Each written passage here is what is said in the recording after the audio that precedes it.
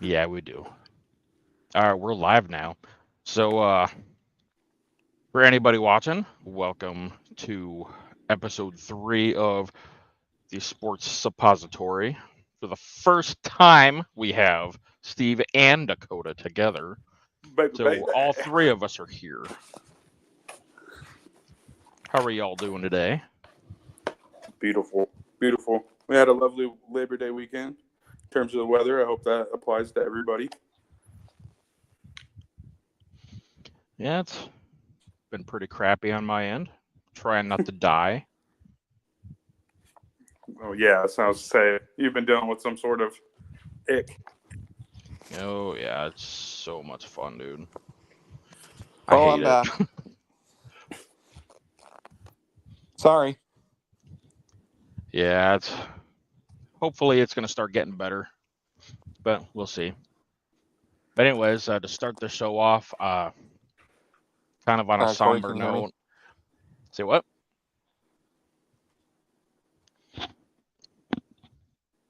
You there, Steve?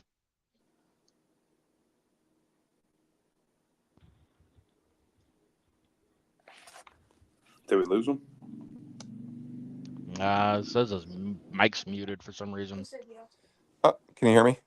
Yep. Oh, yep. Can you hear me? Yeah, Yes, sir. I got you.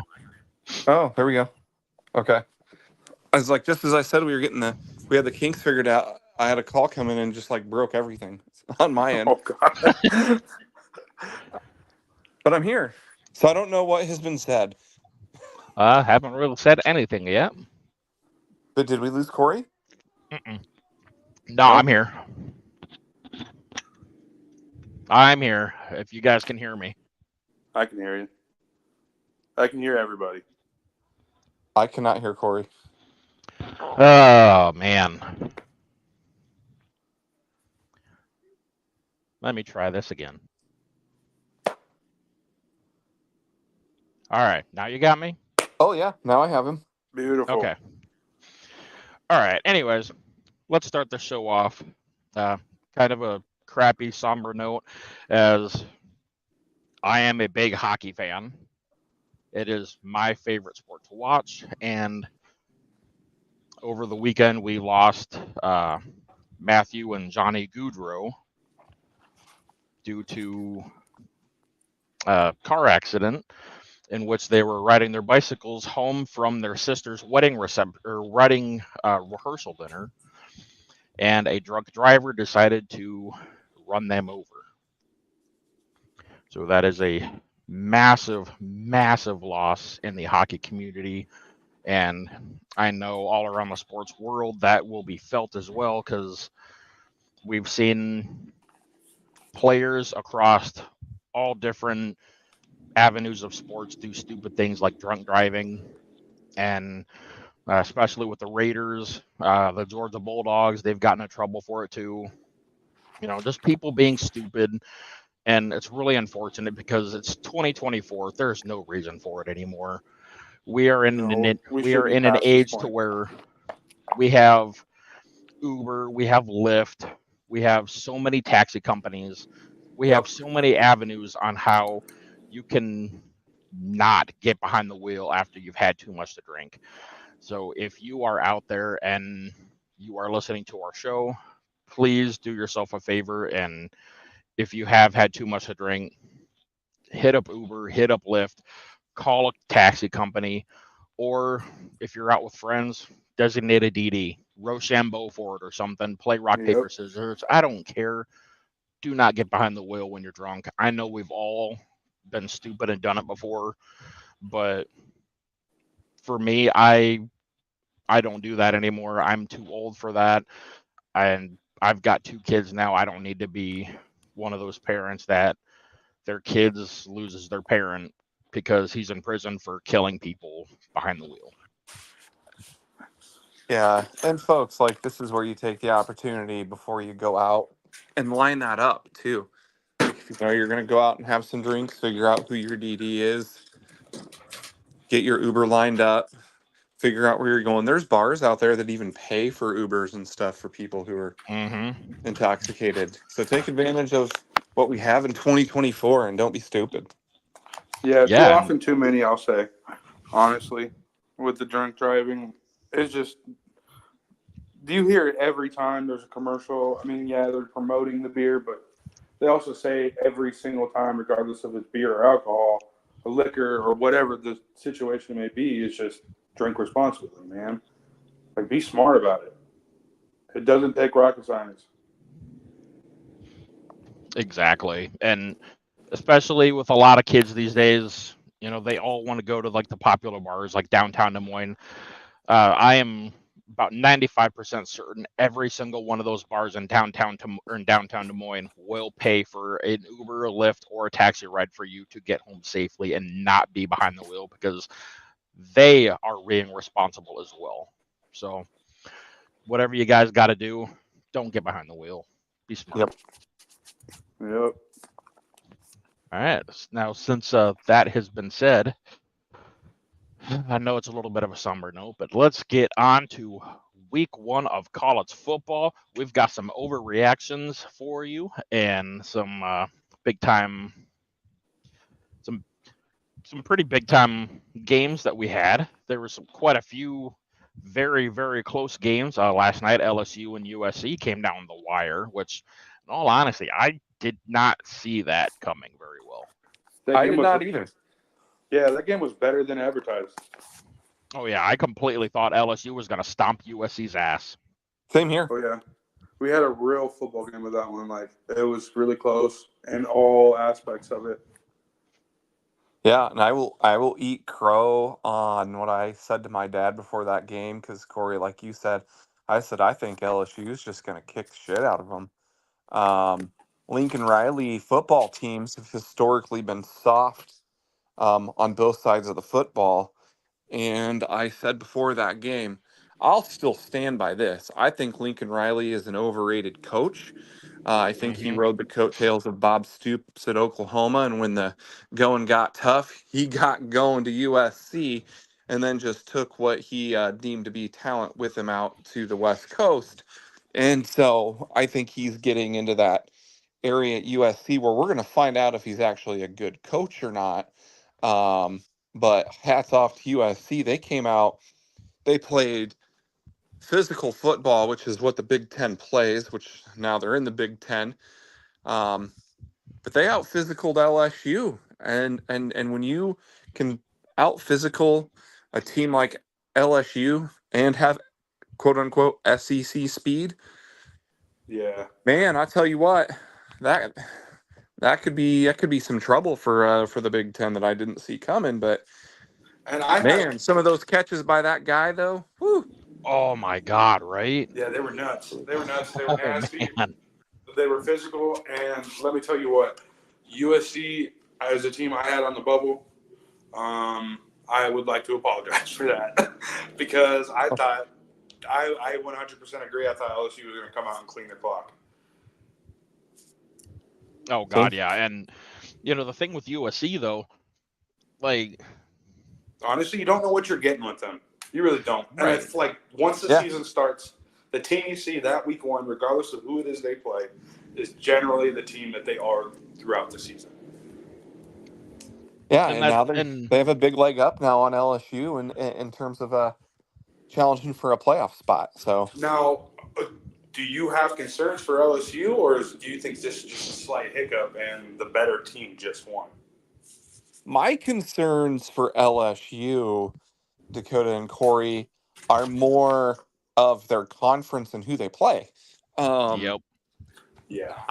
they looked good. Um, and I think you take LSU and you put them in the ACC or the Big 12 and they're going to steamroll. But let's face it, the SEC's loaded. As That's much as great. that Yeah. as much as that pains me to say, the SEC is absolutely stacked. And that's kind of why, I had, Missouri as a playoff team because you look at some of these schedules and you go, there's a lot of talent on some of these teams, but when you have to play the talented teams more often than not, that's Hmm. going to tend to hurt. And that's where I gave Missouri that edge. Where LSU, I mean, they could go 7-5 and be the best dang 7-5 football team in the country. Yep. Well, and Yeah. the big thing with LSU as well, uh, under who is that? Brian Kelly. That's there. Chip Yeah. Kelly is at Ohio State. Yep. So under Brian Kelly, LSU has not played very well in their season opener.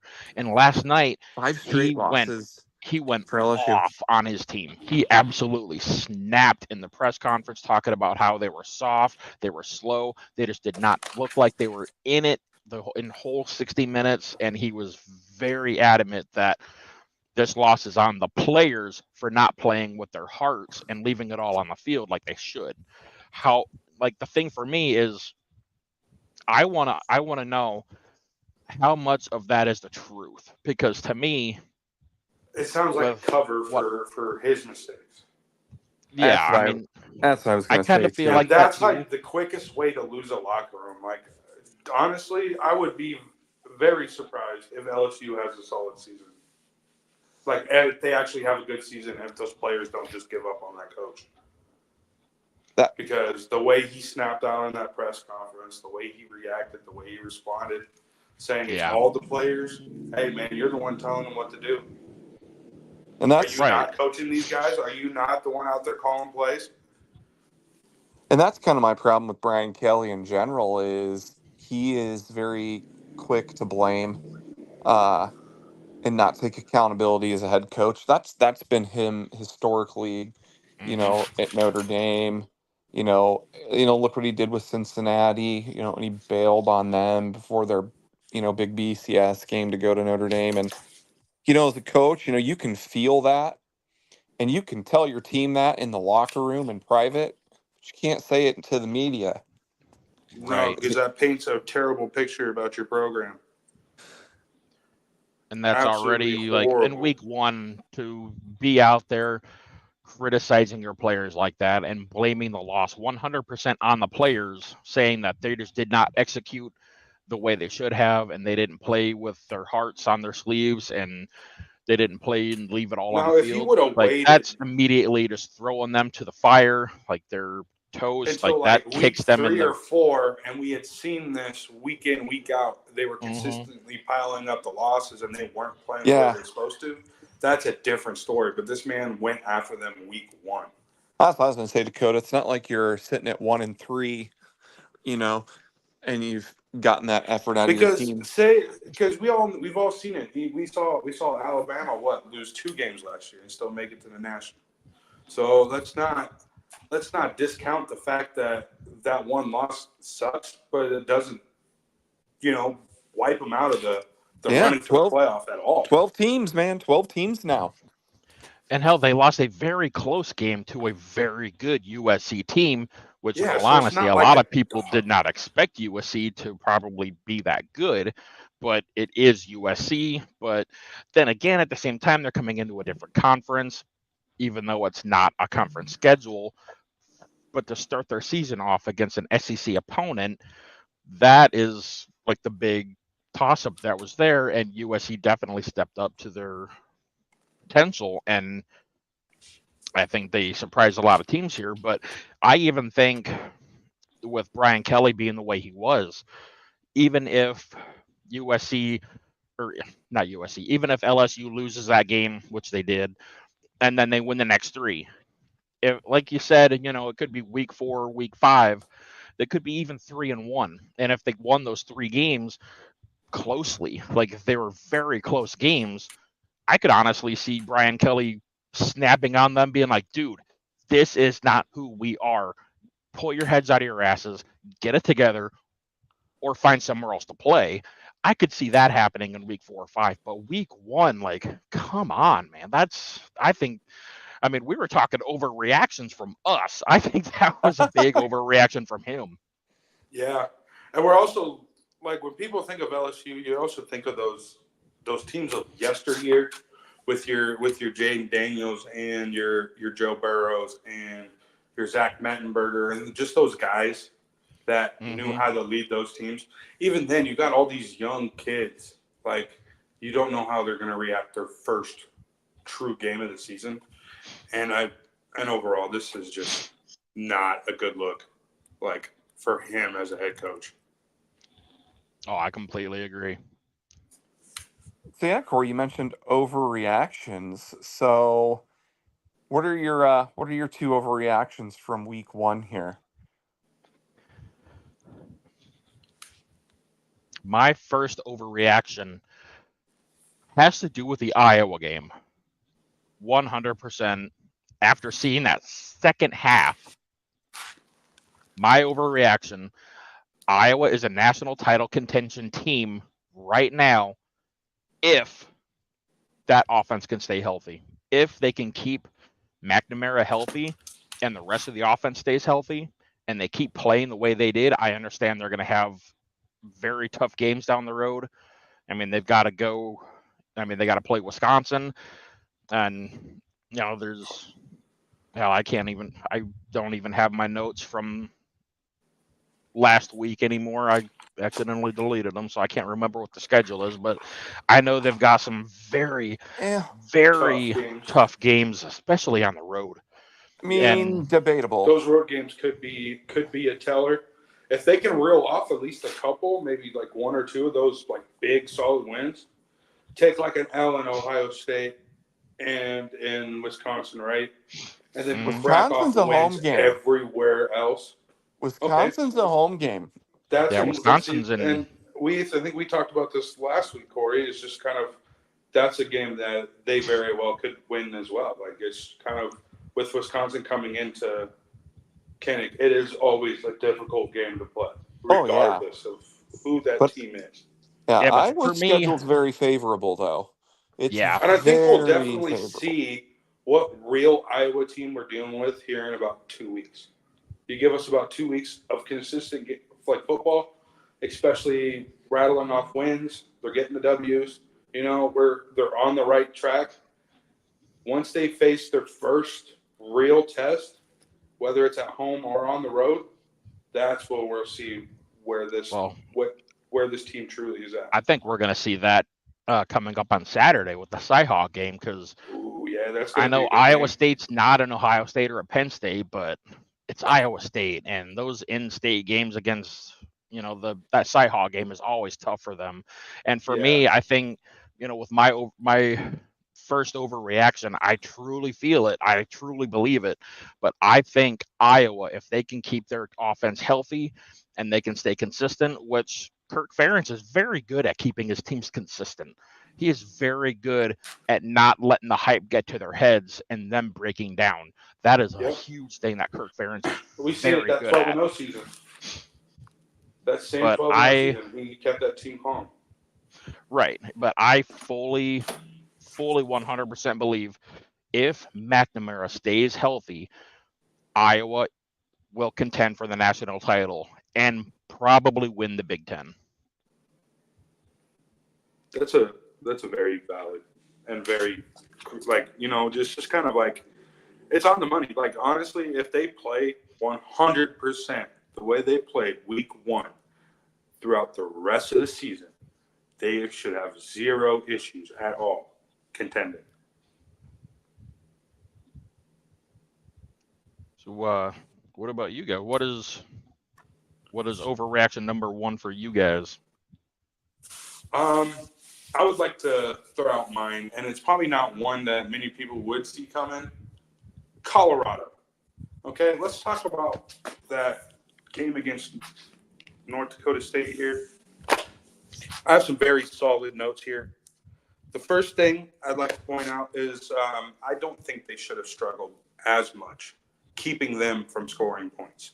The defense did not show up at all. And let's be honest, Colorado's been a hype train like no other. They've had more hype than any other team this offseason. Oh yeah. Mm-hmm. And I'd also like to point out that Sanders did throw a pick in that game. And they allowed that Miller to get off for 18 to 22, 277 passing yards, and one touchdown. That does not include his rushing stats. 16 carries for 81 yards and two touchdowns. He did that by himself, the QB. So I want to know where the hype for Colorado's coming from. I don't think they're as great as as advertised, and I don't see them doing anything of significance this season. I agree.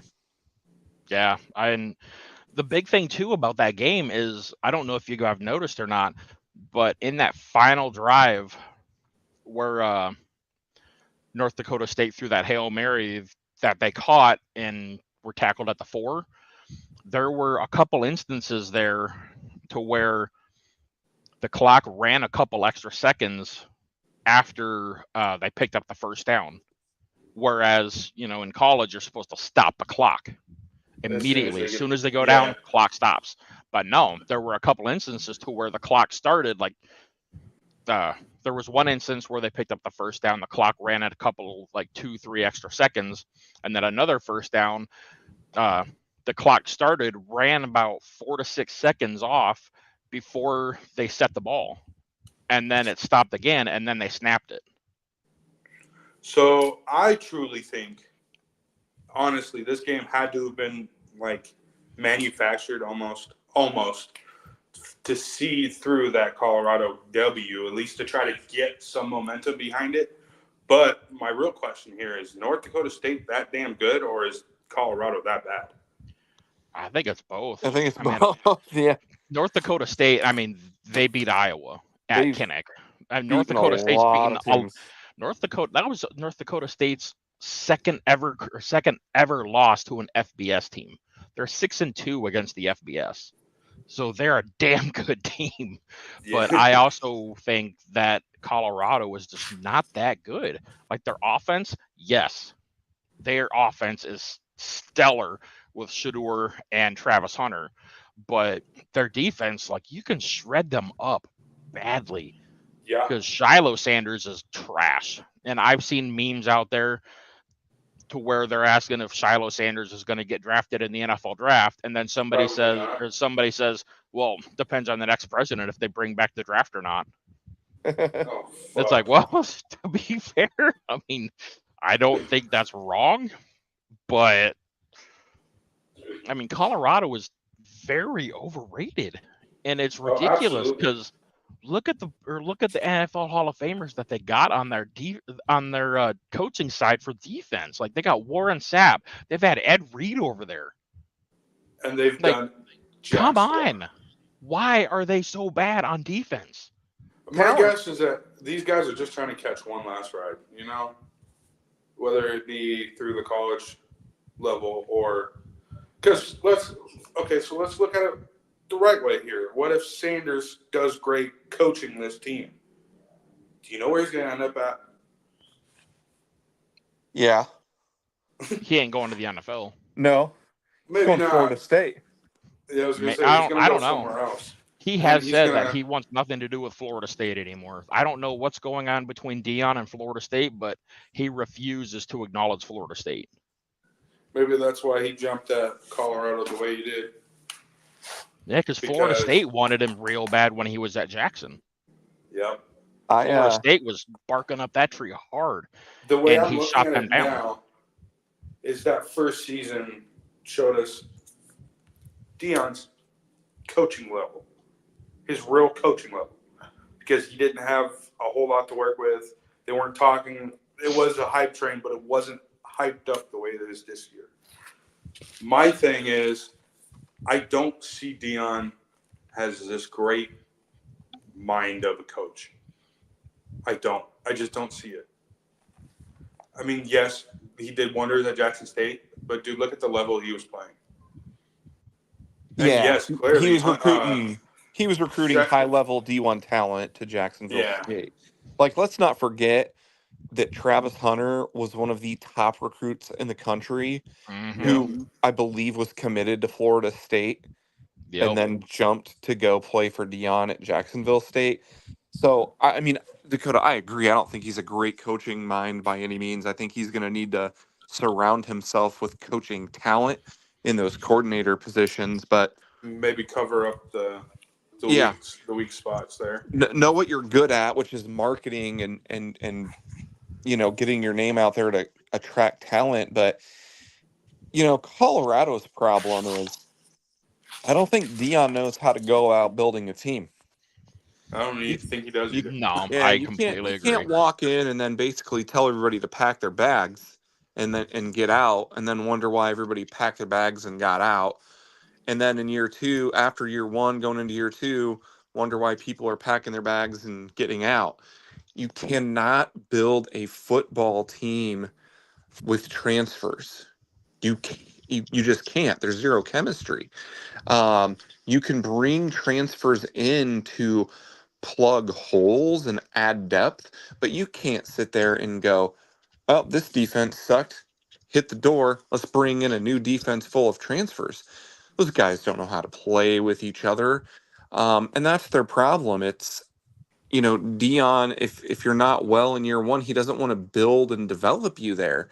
I don't think he's committed to Colorado long term. I think he's there for Travis Hunter and his two kids, and he wants to succeed as quickly as he can and hit the road to a bigger, better gig. So, you I know, admire those colleges that keep their lineups, their offense, whether it's their offense or their defense for that matter, and it's like 3-4 years.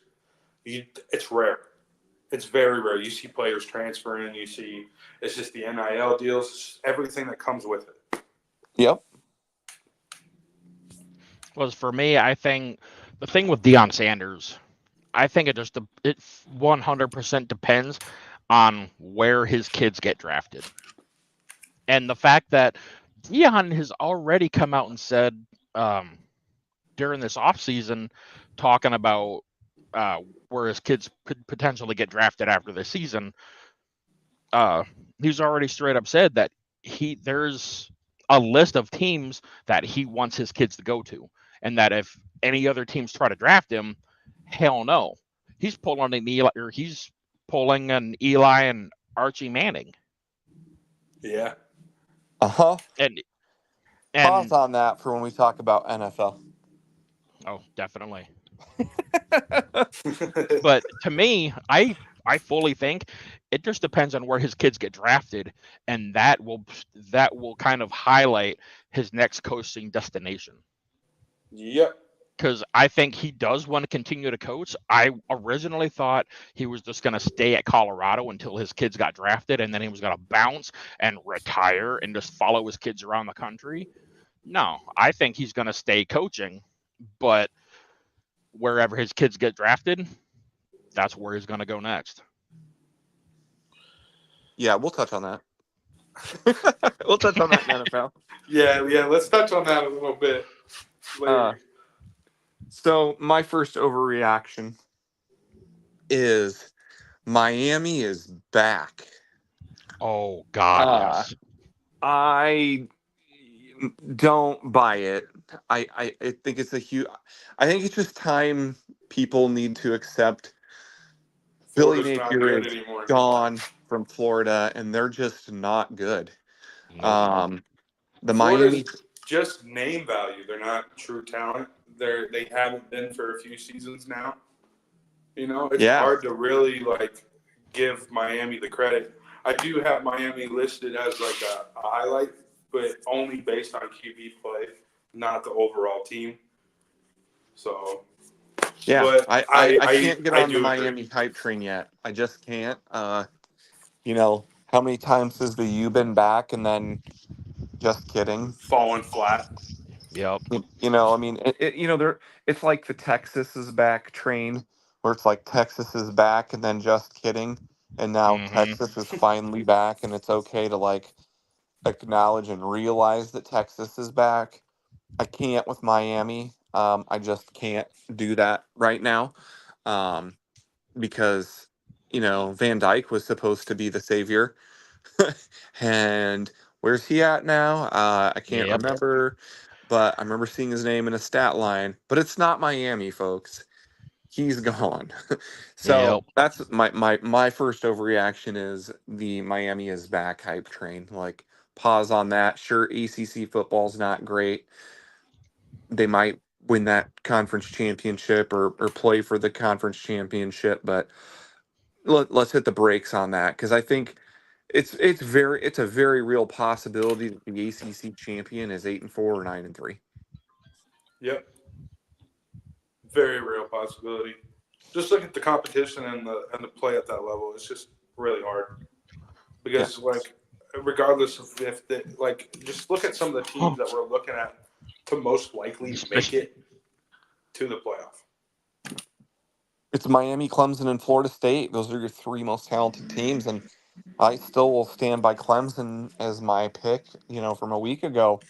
And I said in that episode too, Corey, that they were going to get steamrolled by Georgia and they were going to learn from it. So we'll see if that holds true. But I was right. I said they were going to get steamrolled, and that did happen. But that doesn't mean that they can't win the ACC.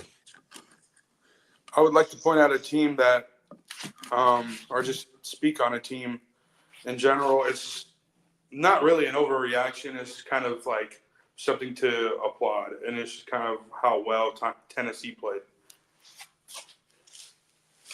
Because that threw me off. Like, that threw me off. I was not expecting them to come out the gate swinging like that. Put up the points that they did. Missouri did the same thing because that's insane. I mean, we can just talk about the top of the SEC there. Woof. I Yeah. mean, dang. That top of God, that SEC is that the top of the SEC is so much better than everybody else. and honestly, it is hard to argue that it's even close. It's literally going to be those three teams, and it's going to be those three teams battling it out. And you almost go, not like if you're like one of those SEC teams, it's almost going to be a blessing in disguise to not play for the SEC championship. Yeah, Like, that's for sure. it's like I'm 10-2 and I missed out on a tiebreaker, but I'm sitting in like the 8th spot. I'm good. I'm in. As opposed to the other one, a team who might be 10-2 going, shit, if we lose, we might fall out. Yep.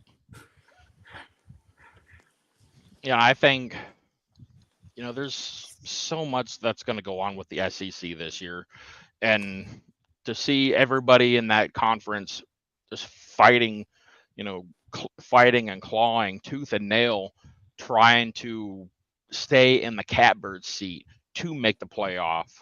It's, man, that's probably going to be the conference to watch this year, because I know a Yeah. lot of people say, it very well could be the Big Ten to watch this year, but I mean, Oh, it's the SEC. Totally. every single year it's always the SEC, because Yep. I mean, the think about SEC it. is king of football. Look at these. Look at those SEC teams that look really good. You have Georgia, Alabama, Tennessee, Texas, Ole Miss. I was about Woo! to say, Ole Miss did a thing. They did a thing. They did a thing this weekend that was Mizzou just looked insane. insane. Mizzou Yes, looked good sir. too, and I had them in the play. And the thing is, Ole Miss, they might have the best quarterback in the country. Oh God, yes. I I, completely agree. We're I on the think topic of QB.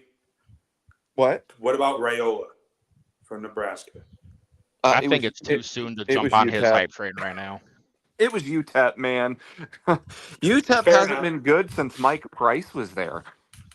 See, there's a name for you guys. Right? God, I haven't heard Mike Price in forever. Yeah. UTEP hasn't been good in quite some Ages. time. That was the game Nebraska should have steamrolled to for a win. They get Colorado next week at home.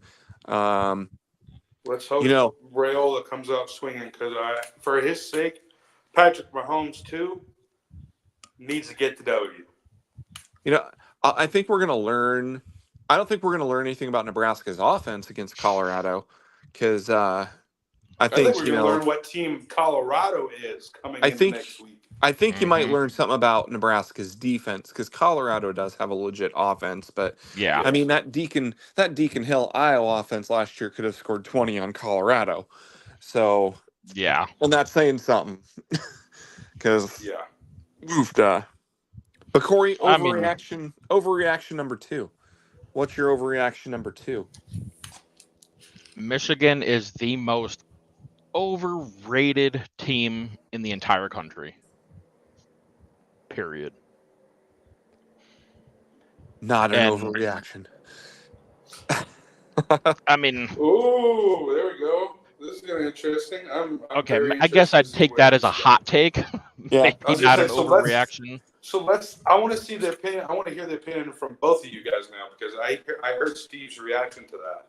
So I need to hear both aspects of it. Corey, I want to hear yours Okay, first. to further elaborate, Michigan played against a team that they should have beaten the ever living piss out of, Oh Fresno yeah. State. There at the end, it was 16-10. Michigan was up 16-10 late in the fourth. Yeah, the score looks like it was a blowout, 30-10, but no, it was not. Fresno State Those were all the was, final quarter points. yeah, Fresno State was right there, 100% in line for a chance to win. And, Michigan scored a touchdown on offense late, and then Fresno State drove right down the field immediately. They got into the red zone, threw a pick six, and there's your 30-10.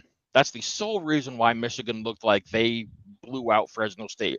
But if you watch that game and see the stats, not even close to being a blowout. It was a dogfight, and there's no reason why Michigan should have been in a dogfight with Fresno State at all. Fresno State let them off the hook. Yeah, there's By not throwing much to. that pick six in the end. I don't think there's much to add to what Corey said. It's Michigan's been recruiting well, so I know they lost some talent there, but you still had Donovan Edwards coming back. You had a QB competition. You still have talent out there at Michigan. This isn't a the cupboards bear situation. You got a night game in Ann Arbor coming off your natty. You just expect them to get up a little bit more. I thought, being ranked number 9 was a bit high. Mm-hmm.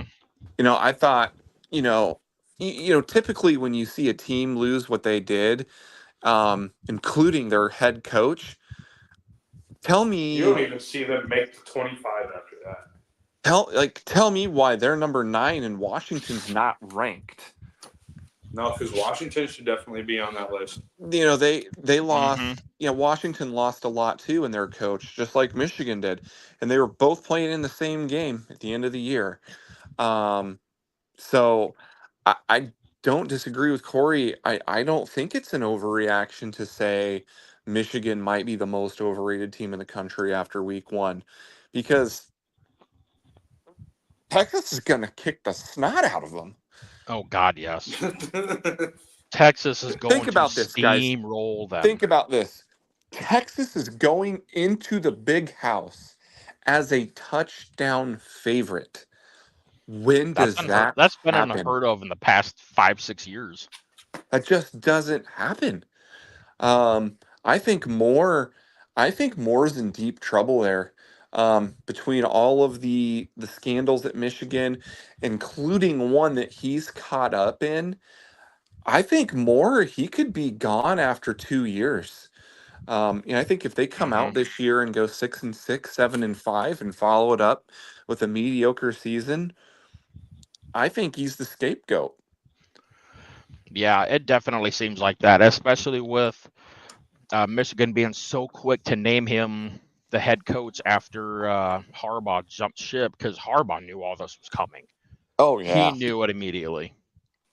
And we all saw it coming. Because if nobody's seen that documentary, it's called Untold Sign Stealer.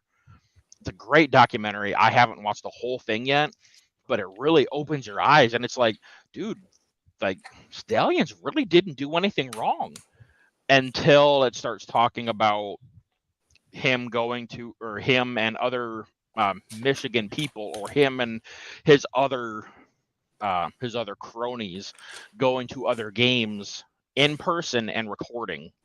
That's where they went wrong, and that's the sole reason why Michigan got in trouble.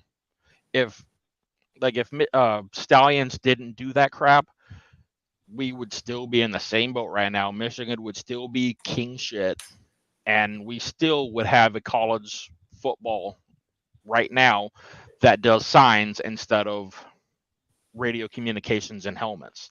Right. And it's 100% the scapegoat there because Michigan knows that they're in deep shit. Everybody knows it. Yeah. And in all honesty, like, they probably should get the death penalty for it. Like, with how deep this truly goes, they should get the death penalty like SMU did, but they're not going to. The I'd like to NCAA is point not going to out, do that ever again. We all know that they're just going to get a postseason ban, lose X amount of scholarships, and then don't do it again, Michigan. a That's it. slap on the wrist. But guess what? Yeah. Reggie Bush lost out on however long as Heisman. Yes, they just gave it back to him, but how long did it take Right. for that to happen? Right. And we're Meanwhile, hearing like what and here you season got Michigan what still season signed 4 or 5 of the NIL now? Yep. And he's just now getting it back. My guess is that the committee really just didn't want Bush to have that Heisman. I completely agree with that too. Because the NCAA is crooked as hell. They are corrupt. I mean, we all know Oh, it. we've seen it. Because We've seen yeah. like, hell, Steve and I talked about this before too. Like, if Wisconsin or Iowa does what Michigan did, what's going to happen? They are going to get kicked in the nuts. Oh, I Hard. mean, Big imagine. time. I mean, we'll just escalate it. Imagine if a school at the level of Iowa, Wisconsin, we'll dip into the SEC here too, like a Mississippi State or a Kentucky, did what Penn State did. I will even go as far to say, They'll- what if Vandy did what Penn State did? I mean, they're lower leveled, so that's why I did the other two. Right. But I mean, you know, that the whole Penn State thing, when we talk about the NCAA and not doing death penalty, if there was ever a school that deserved the SMU treatment ever again, it was It Penn was Penn State. State. And to 1 million top it percent. off, they got out of it early. Mm-hmm. They got out of their sanctions early. They got out of For- their sanctions early Like, because their they football covered program up. was struggling for a couple seasons. They Big covered whoop. up actual crimes. We're not Right. talking about a player getting paid or given a car. The U.S. justice system isn't going after that. That's not something that is a crime in the eyes of the U.S. justice system. No, but what happened at Penn Pedophilia State is. was. Yeah. Yeah. Huh? I was going to say, what One- happened at Penn State 100%. Yeah. Everything Pedophilia that is. they should have lost. Yeah, and they essentially got a hand slap. Postseason ban, scholarship reduction. Oh no, you stripped Joe Pa of his wins. Which one, to pivot there, that was stupid. Like, we're gonna Yeah. strip you of your wins because the players part. Why are you punishing the players for Joe Pa's actions with Sandusky? Like, those players don't deserve that.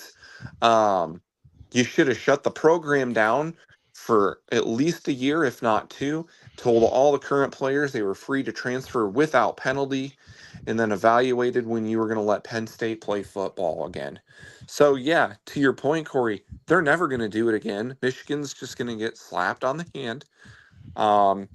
And all will be fine because, you don't want to slap the hand of Michigan. Or, I mean, do anything more than slap their hand. So, anyway, Dakota, Yeah. overreaction number 2 for you. This one's pretty solid and straightforward. I don't know if it's much of an overreaction or if it's just a truth for that matter. It's more of a talking point. It's Oregon's ranking. Oh, man. We did overlap. Shit. No, it's fine. It's actually good, though, because mine was basically Oregon's in trouble. Yeah, for me, it's just number one is just kind of like I look at how well Oregon's done, has a team, has a program over the last 10 to 20 years that includes a national championship, if not multiple, if I can't remember right. I think they cut out, they asked for more than what they can handle with the Big Ten. I don't think I they're going to be cut out for it. I am willing to give them I'm willing to give them a pause, which is why I said they're in trouble. They're in trouble. They only won by 10 against Idaho at home. I look at that and go, they're bringing in a new quarterback in Dylan Gabriel. This isn't a guy that I understand. Bo Nix had been there. This Yeah. isn't a guy who was sitting behind Bo Nix and knew this offense. They brought This in is they this is brought a in a new guy and Yep, this is a guy who transferred in. You know, it's a night it not really a night game, but kind of a night game in Eugene. In their first game in the Big Ten, even though it's not a Big Ten game. And I just kind of think they just didn't know what to really do. Like, I think they were like, do we play Big Ten football or do we play Pac-12 football? Um, and I think yeah, Dan I Lanning will mean, have that figured out for them come week 2. I'm So, sure maybe it is my overreaction more or less that I'm overreacting about the way Oregon's playing. Because honestly, it's just like yes, they look like they struggled and it looked like they yeah, had a hard time they were getting the ranked. offense going. They But were that ranked could have what, been any 3? team. Yeah, they're. I want And to say that they were ranked second. Honestly, yeah, I can't remember what team where they were ranked, but I they think have them a and pretty Ohio insane State ranking. are like right there at 2 and 3. Yeah, so I they don't. have an insane ranking this year. I just don't think their ranking right now, to me, in my eyes, has been justified yet. Maybe here when we actually see their conference play, Well, I that's when think I'll cut them some slack if they I can think we're get gonna some good. find out. They got the Civil War this week against Oregon State. If they come out and they put on a show against Oregon State, and if they can get that one of those big marquee wins in conference against one of our Big Ten guys, maybe I'll shut up. I'll shut my mouth about Oregon. But right now, my verdict's out. Yeah, I They're hit the they're on a pause. team. They're a team to watch for me. Like keep your eye on them because they might not be as good as advertised. You're not wrong. That's why I hit that pause button because I think when you have a team ranked that high at home with the talent that they have and you're playing Idaho, you expect to see something more than 24-14 as a final. Yeah. And so, is it an overreaction to say that Oregon's in trouble? Yeah, I think it would be an overreaction after week 1 to say Oregon's in trouble. They're not going to contend for a playoff spot. But there is, I think, a cause for concern there in Eugene after seeing that. We know that these transfer quarterbacks don't always work out. Um, Yeah.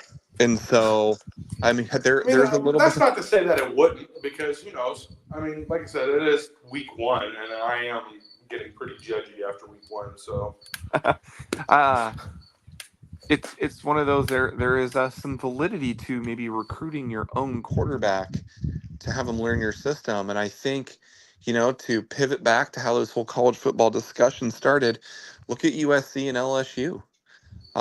They have those guys who came in and sat and learned.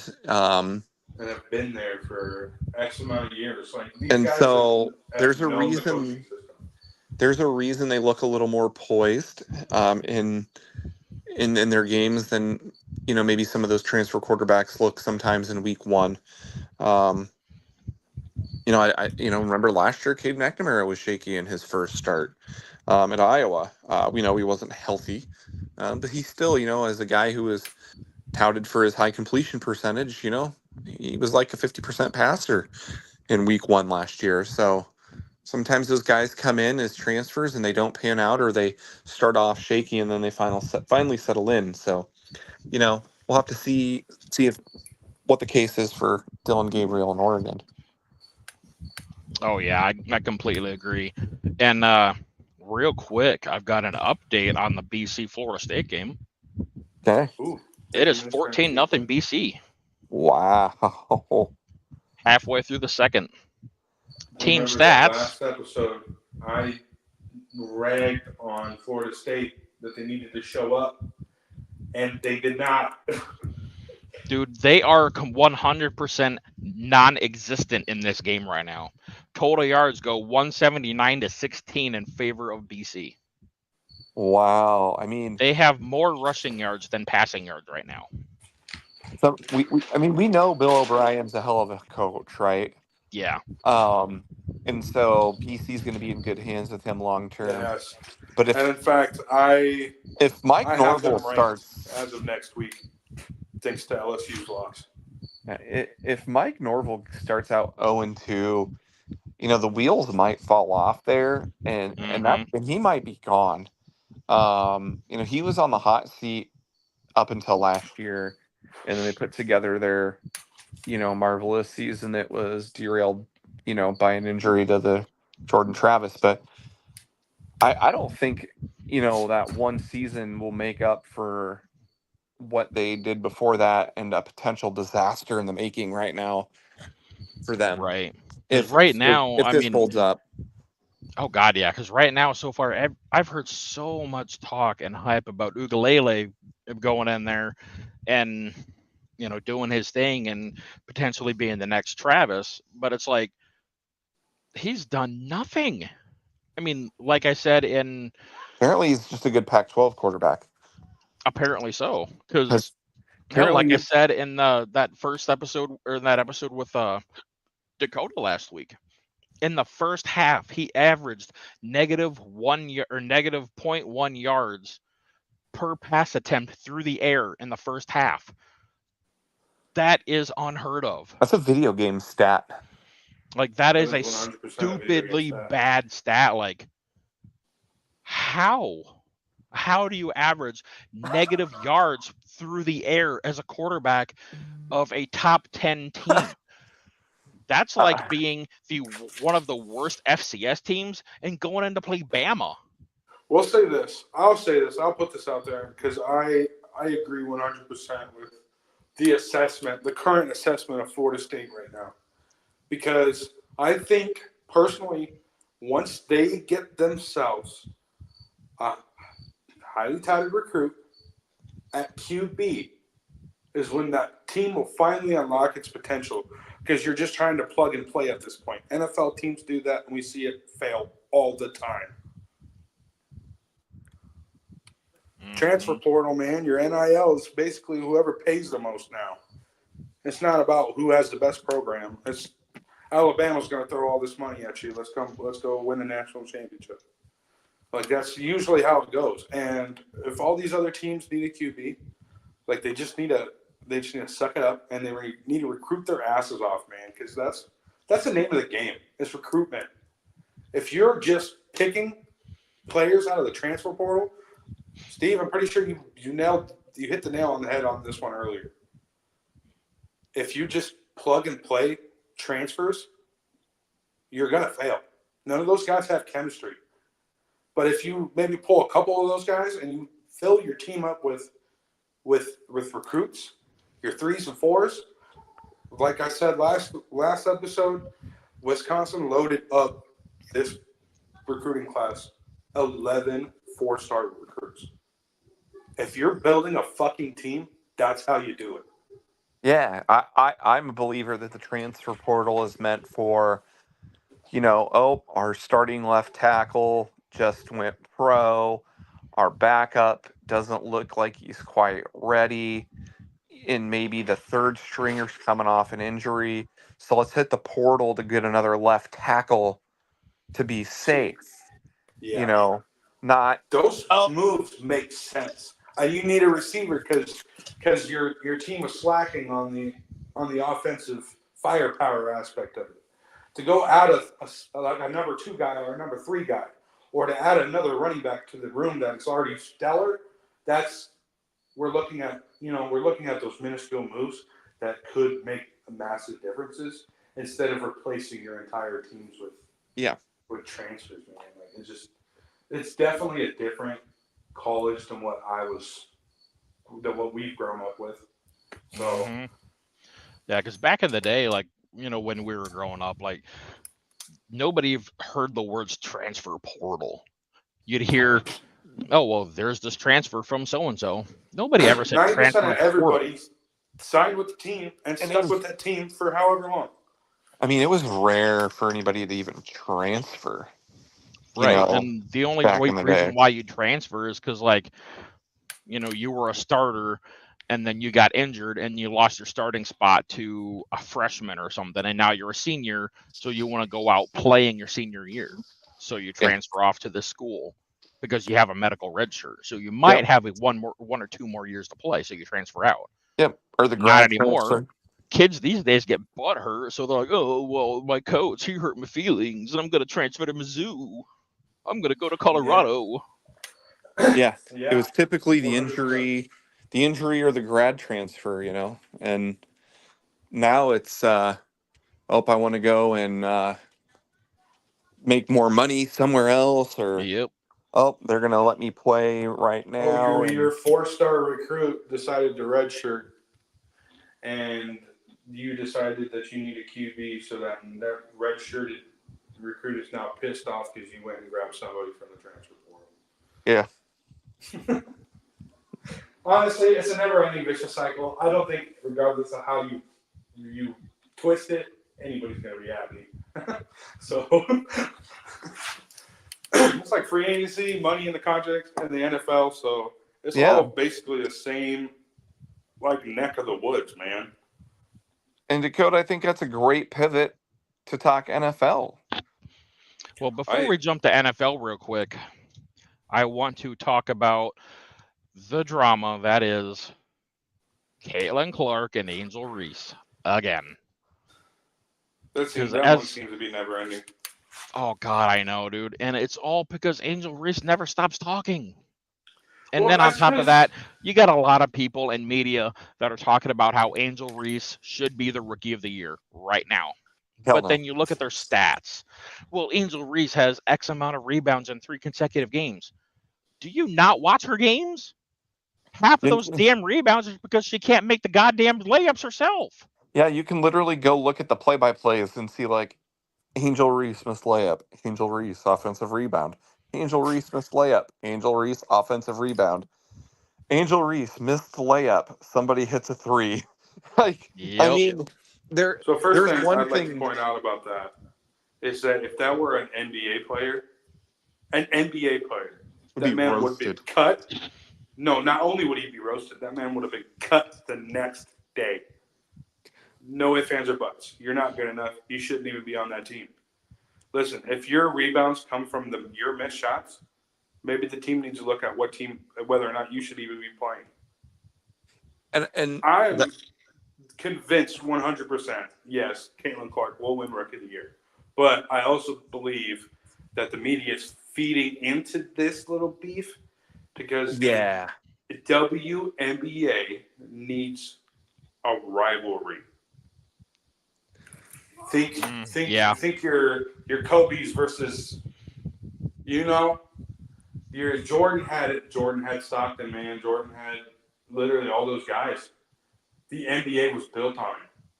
Literally, the greatest rivalries anybody ever talked about. You're talking about Like, games, finals.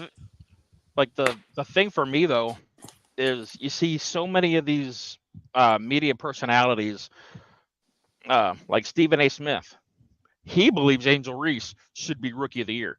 Dude, you do NBA. so Like, how do you see this? let's Like, talk. we go by Let's talk about stats that here. part. Let's talk about that part. Okay, so first of all, the NBA does not celebrate 10-point, 10 rebound double doubles. No, they do not. And Angel Reese is a 10-point, 10 rebound double double machine. But let's talk about, how Stephen A. Smith, he knows basketball, covers the NBA, and he has said that he believes that. Let's talk about the reason why that the media is buying into this And Dakota's hit on it a little bit. They need a WNBA rivalry, right? Because Yeah, before Caitlin Clark hit the WNBA, nobody gave a shit. And quite frankly, I still don't think that many people actually give a shit about the WNBA. they give a shit about Caitlin Caitlin Clark. Clark. But let's talk about the media people who are saying Angel Reese should be Rookie of the Year.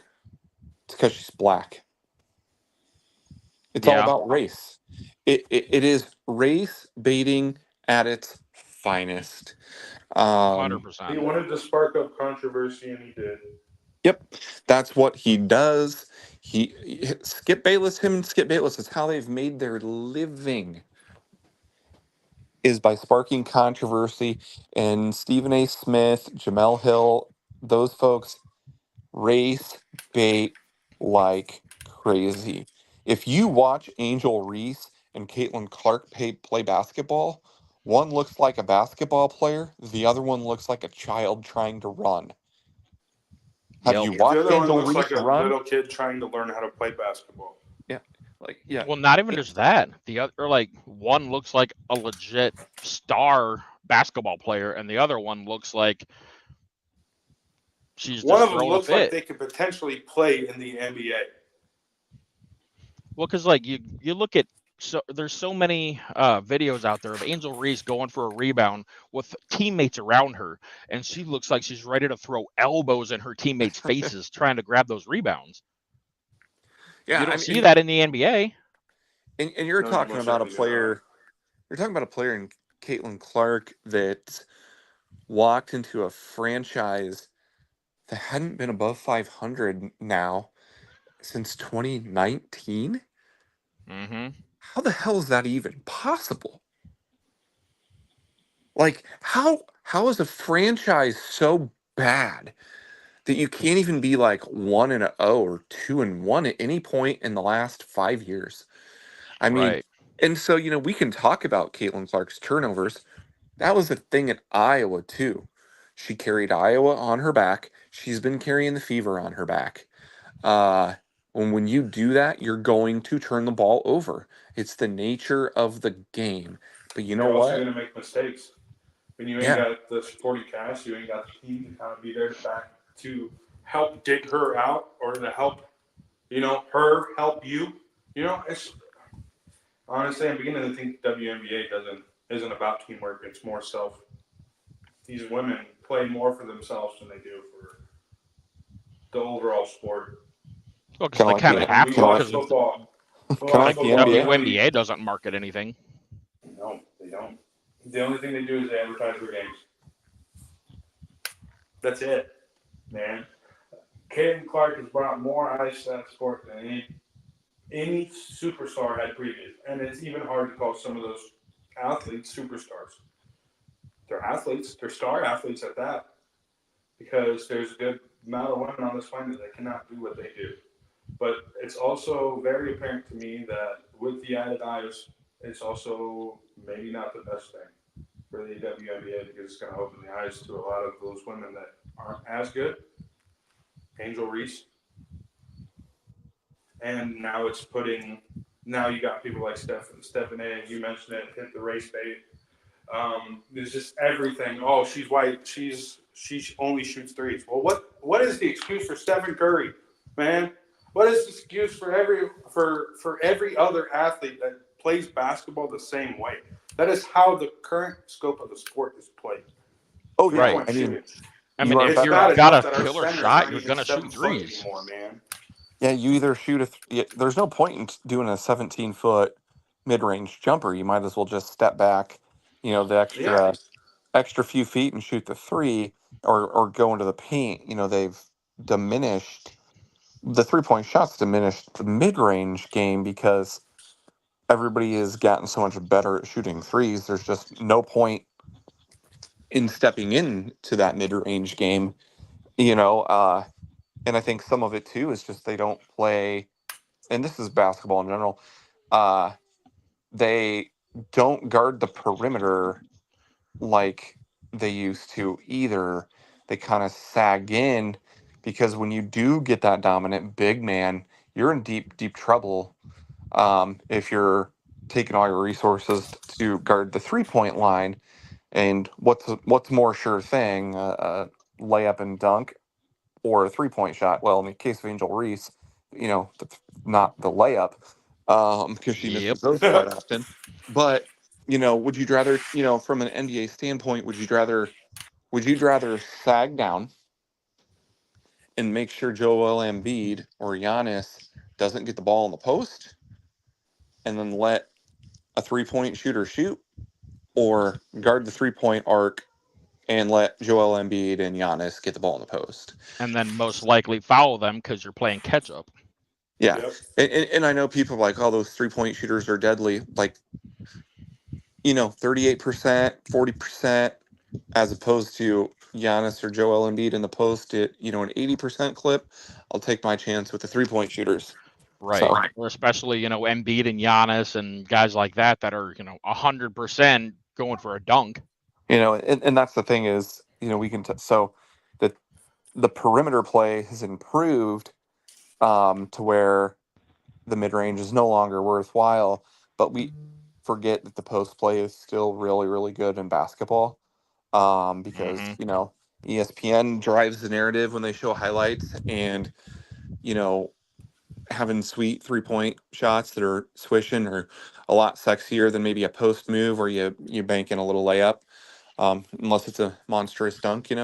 So, you Yeah, get what you absolutely. It's take all when about you with marketing. It's highlights. all about, and honestly, when you hear these players talk about basketball and football and the NFL and MLB, all that stuff, a lot of these players will tell you it's business before it is anything else. Oh yeah, it's like the whole chicks dig the long ball, for baseball. What's Yep. uh what's what's more fun to show in highlights? Monstrous home runs, or An putting together RBI, back-to-back singles. You just know, like Sacrifice a bunts. simple ass base run, yeah, with no nothing, with nothing else. You walked him. yeah. Imagine Well, showing those Tim highlights. Kirchin did say the most exciting play in baseball is the sac fly. He's not wrong though, He is very true because because so much can happen on the sac fly. because you got the long fly ball happening, and you're like, okay, they got an arm. Okay, well the runner, keep this in mind. You've got to time that as a runner to where you don't leave early. And I know people are like, well, then it's easy. You really make sure it's caught, but you can't afford to leave too late, because they are Major League Baseball players, so they can execute these throws, and get you out. So yeah, the sack flies, it's always like I mean, there's some runners though that it doesn't matter. They're just lightning fast, and Yeah. they're scoring. But that's typically not the case. And then there's the, is that deep enough to be a sack fly, depending on who's on third. Um, there's that. That's the part I love about baseball, and that's why I miss coaching too. Is just some of the strategy that goes into it. So, uh, people don't get to appreciate that, unless you've played it and coached it. Um, everything's done for a reason, and a good baseball manager is worth quite a few extra wins. So Oh yeah. And I think next week we should start talking a little bit more baseball as well, since we've got the thick of the pennant race now. And I was just saying, we're about to we've hit the playoffs, man. oh yeah, we've only We're got getting real close. 20 some games. I think 24 games left from what I yeah, I think counted Yeah, from the we so Brewers. I'm all for postseason talk. I'm all for playoff talk. I'm all for pennant races. We should definitely cover that the next. yeah. Oh yeah, definitely. So Well, all let's right. let's get our NFL preview in here then. Yep. NFL, because we have our first game of the season Thursday night in Kansas Man, City. Heck yeah, you guys got me. I got goosebumps. Baltimore going into Arrowhead That is going to be a Thursday. phenomenal game. Green Bay, Philly Friday in We Brazil. Let me just take the time to acknowledge that game, albeit that it's the Chiefs and the Ravens, that game is a football fan's football game. Yeah, It's that's going to be a targeted. killer It's going to game. be yes, sir. I was at the Thursday night opener last year in KC, not because I am a Chiefs fan, but because my Detroit Lions went in there and did what nobody thought they would do and grabbed the W behind the big balls of Dan Campbell. Yes, Oh, sir. God, yes. If there's any coach in the NFL that has bigger balls than Dan Campbell, I don't want to see pictures of them. I need to see them in my face because I swear to God, there's not a single coach that has balls that damn big. He is No. willing to do anything and everything to get his team a dub. And there Yep. is now not a single coach in the NFL that is more passionate for his players than Dan Campbell. Yes, Period. sir. So let's talk AFC and let's talk about your division winners and your wild card teams. Yeah, definitely. For me, I think out of the AFC, you've got the usual. Who's You've winning the got your AFC Chiefs. East? Who's Who's winning the winning? AFC East? For me, I got the Dolphins. Dakota. I got the Jets. I got the Jets too. I just got a healthy Aaron Rodgers, and honestly, let's And be honest, healthy. Corey, you know better than anybody here. Aaron Rodgers is a bad man. That's what I was gonna He's say. healthy. Yep. He's a fucking problem for the rest of the league, and everybody knows that. He is my dark horse MVP for this league. A healthy Aaron Rodgers and a third place schedule. But the thing for me, like, I don't know about that Jets defense though. I mean, they were They'll be hyped up. really good with an offense. They were hyped up so much last season though, and I mean, Yeah, I understand but, the offense wasn't. I understand the offense wasn't that great last year with losing Zach Rodgers Wilson, can be but deflating though. So, and he's the guy that was supposed to lead you to the promised land. He calls out the first drive and goes 4 down plays. for Yeah, season. For season, I'm okay so with that. I can understand they lost the wind to the sails. To them, And that was a offense lost was season. that offense was so bad. So bad with Zach Wilson that you could have put the 85 Bears defense out there. It wouldn't have mattered. Nope. Well, no. I mean, I didn't expect we the had Jets flashes of greatness to do from one anything Zach Wilson. win-wise. Like, win-wise, I didn't expect the Jets to do anything after that. I just honestly kind of expected the Jets' defense to kind of be a little bit more, hey, we're not that bad of a team. Look at our defense. We're fucking good. Our offense is garbage. And they didn't do that for me last year. So for me, I think that's the reason why I took the Dolphins, because I think the Dolphins, like, their Valid defense pick. got better. The Dolphins returned a lot of players, and they added some offensive firepower this offseason. Yeah. So I just have a hard time believing in the Dolphins when the calendar gets to December. no, they have an atrocious Yeah, that's record. true. I mean, they're like the Chicago Cubs. You Yes, can yeah. believe in them until September and then just lose all faith. All right, AFC South. Who's winning the AFC South? Texans. Texans. They're going to run away with that. Yeah. I will say this: the Titans did pick up a few good players, and they did add some good things to that team. Yeah, I think the that Titans is a team are to watch in that division, but the Texans are running away with it. Yeah. I agree. I fully believe that the Texans are, well, not the Texans. I fully believe the Titans, if they can stay healthy, they could very well come down to the final 2 weeks, be right in line for a wild card. They just added Pollard. They signed Boyd. That's another receiver to what's already kind of a strong receiving room. And then you got Levis, second full year as a starter. Like that Titans team could be very good. Okay, we'll do the easy division next. The AFC West. We don't even have to say who's winning that division. Yeah, it's gonna be the Chiefs. Yeah. So we'll got I that was one. gonna try to play some bullshit where I said another team, but no. You're like, honest, right. In But fact, I I feel do gotta probably say, most people, even now that the season hasn't started, a lot of people have them making the Super Bowl even so. yeah.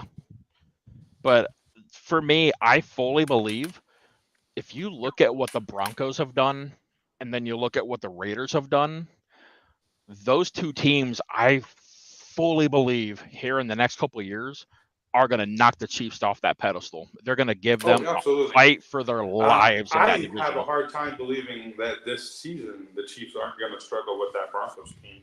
If Bo Nix can come out and he can play lights out like he's been showing us, and like he's been showing in the training camps that he's actually, worthy of his pick. Yeah, because So that, like, their defense, like, I know they've traded away a lot. They still got, they still got Patrick Surtain over there, yes, sir. They but have one of the best that's about secondaries it in the league. defensively. Like, they don't really have anything else defensively because they traded them all in the offseason to Yeah. open up cap space, which it's fine. You're rebuilding.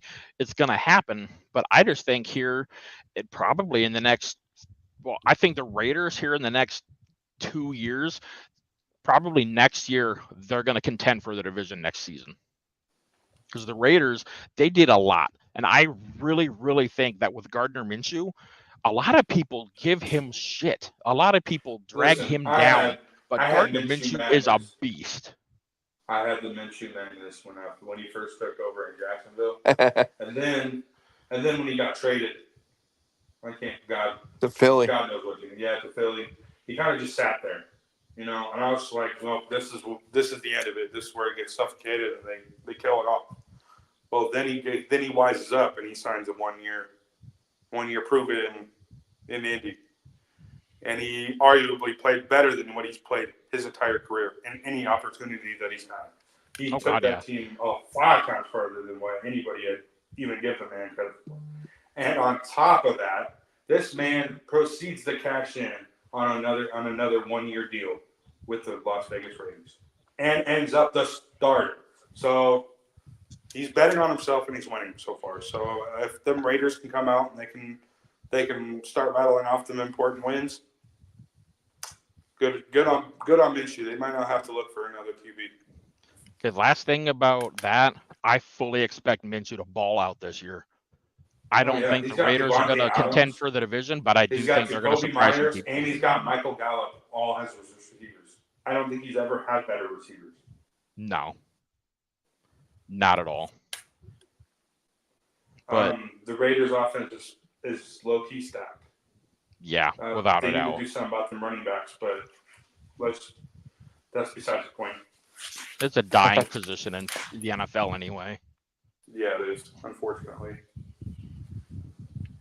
Well, the AFC North then, when we're talking about running backs. Oh, I know. As much as I want to say the Bengals, the Jamar Chase situation worries me. Mm-hmm. The offensive line has been upgraded for Burrow, and he's got a bit of an injury history. And so I just go, I got to go with the Ravens repeating in that division. Yeah, that's what I've got. Sure, losing Patrick Queen to the Steelers hurts that defense. That secondary was beat up, though, at the end of the year. That defense is still going to be good. And when you add Derrick Henry behind Lamar Jackson, whew, that's scary. So I have the Ravens repeating in that division, which just doesn't seem to happen. It just doesn't seem that people win that division back-to-back years anymore. But I have them repeating there. Yeah, me I too. am your resident Bengals fan. So let me get this is a tad bit of a touchy subject for me. As much as I would love to crown the Bengals as our division champion, I would like to also go out and this is not very common, but also point out who else is in the division. Number one, Oh, yeah. the Steelers. They've made some moves this offseason, very important key moves that could very well get the needle moving in the right direction for them. I think it's the best division in football. Yeah, 100%. And that's not even discussing the Ravens because honestly, Lamar Jackson. Do I need to say anything else? Yes, they just added Derrick Henry, but we're looking at a very downside of the opposite side of 30 Henry. So I don't think we're getting full force Henry, and I think that might be good enough to keep the Bengals at least in contention for the lead of the division. I am concerned about the Ravens because what Asshole would be. I will say my actual prediction is the Bengals take the division. I'm not concerned overall about the Jamar Chase situation because number one, his guy is our guy, is the QB, and all we've got to do is solidify that. And I think it will happen. I think it will happen sooner rather than later. I think once that happens, our offense is built right, our chemistry is there. You hit the nail on the head, Steve.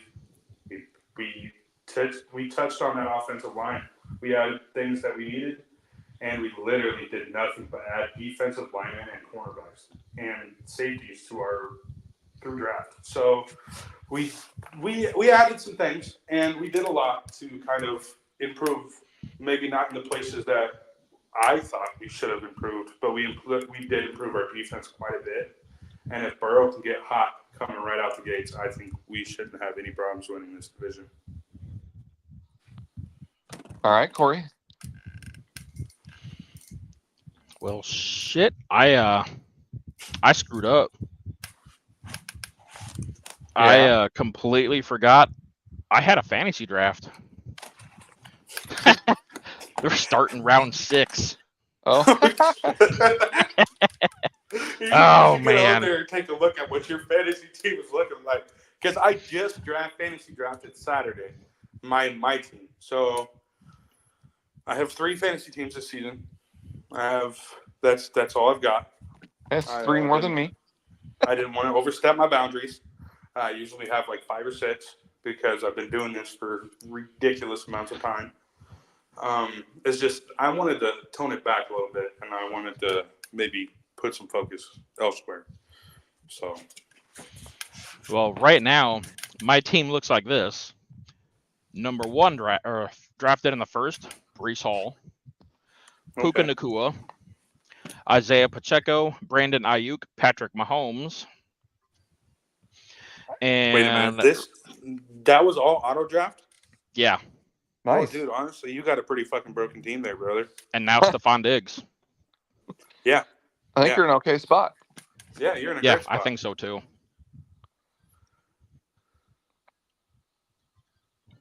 But I did not pick my Bengals to win the division out of bias. That was without bias. I was torn. I tried to consider everything. So I was torn, and honestly, Dakota, kind of why I went with the Ravens edgewise was just if the Bengals come out slow out of the gates with the Chase situation and some Burrow rust, that might be enough just to edge the Ravens.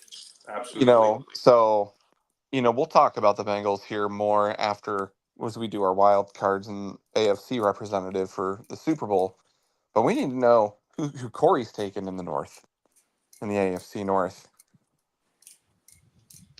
AFC North? Yeah. Baltimore. So going Ravens as well.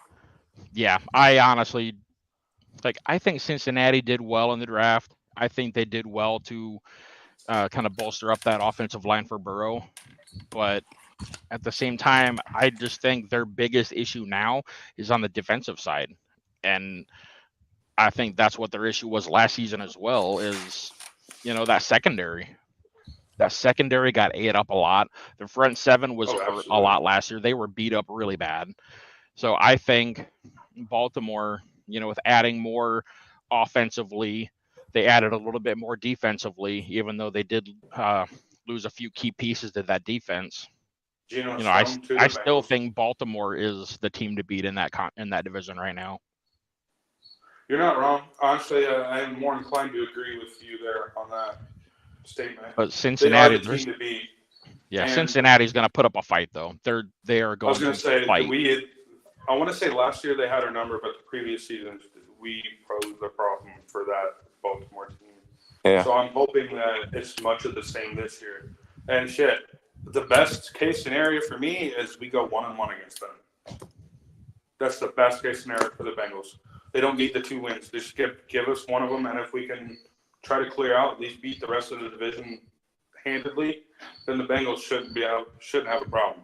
But with that being said, I think it's more likely that we see the Ravens as division champions and the Bengals get in via wild card.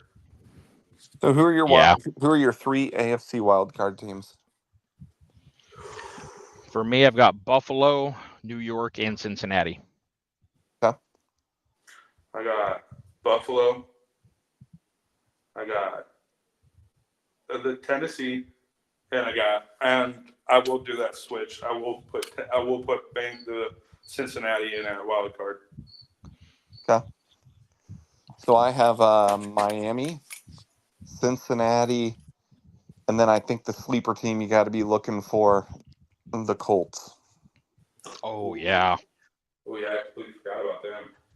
Yeah, I think the Colts, they can take advantage of being in a bad division, grab a wild card spot with healthy quarterback play out of Anthony Richardson.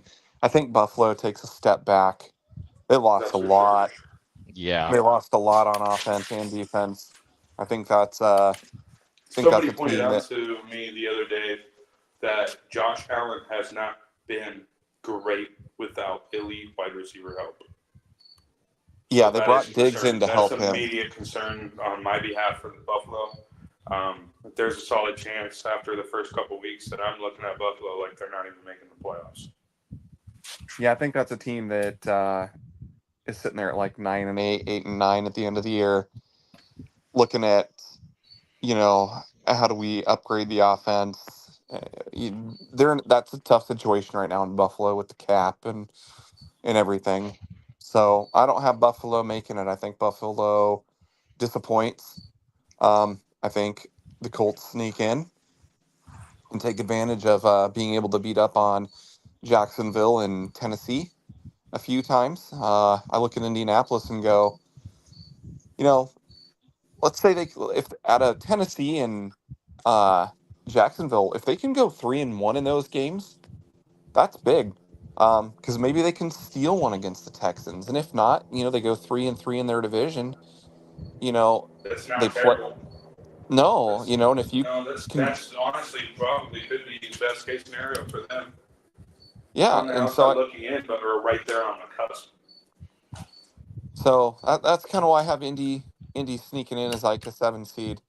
But who's your AFC Super Bowl representative?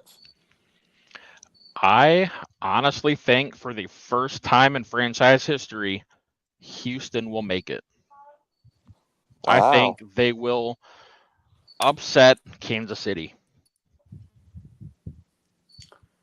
I have Cincinnati actually, and for the same reason, I think it's going to be a Kansas City upset that gets us there. So I have Cincinnati as well.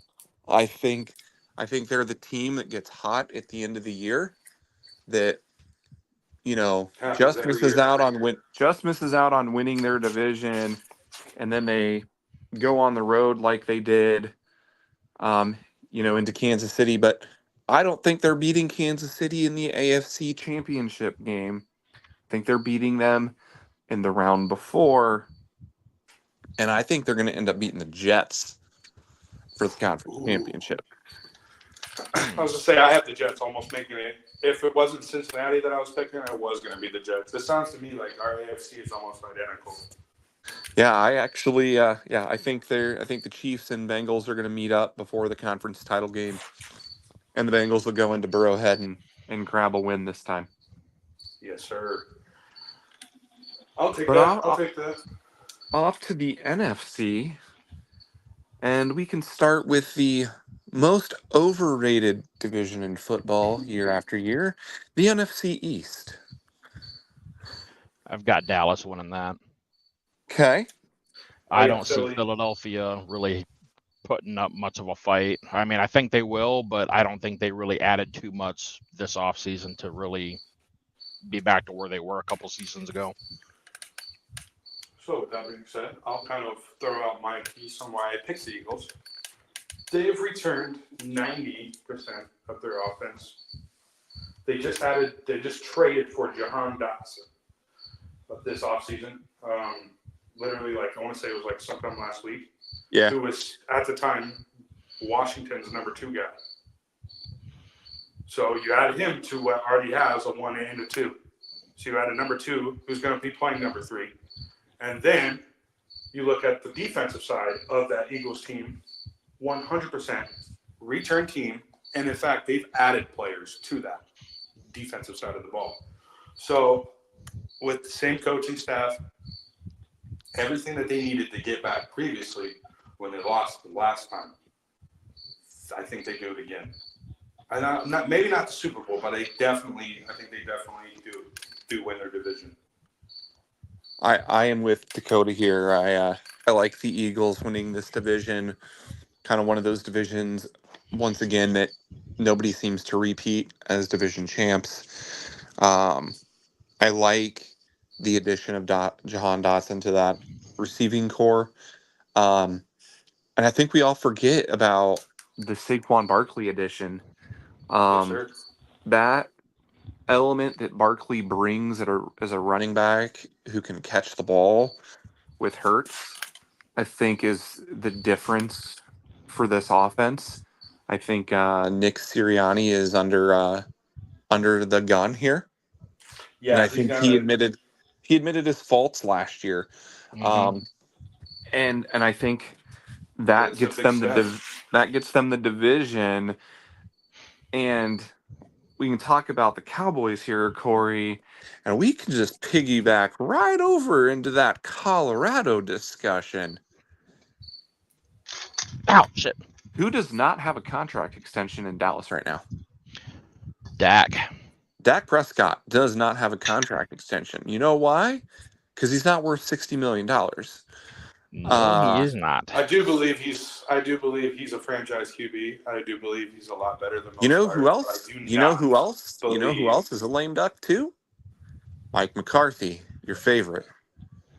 Oof.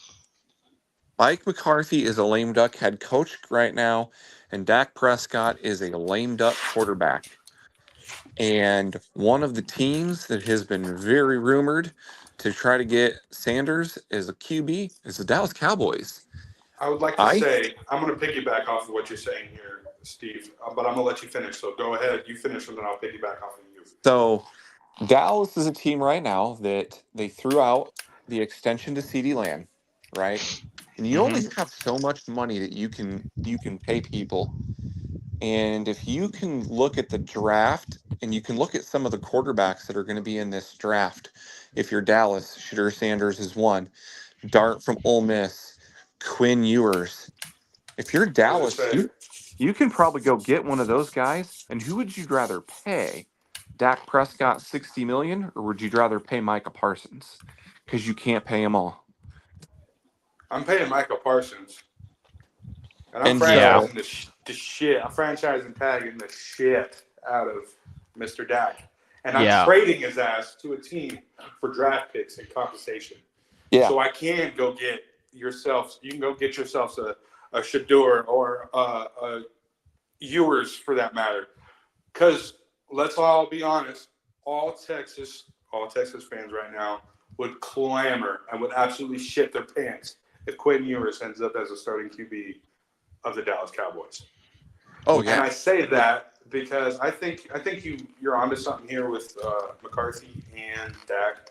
I don't think either of them will be in Dallas after both of their contracts are up. I think Dak wind up in Las Vegas, the entertainment capital of the world. I They're going to agree. pay him the money. I He has no agree. reason to say no.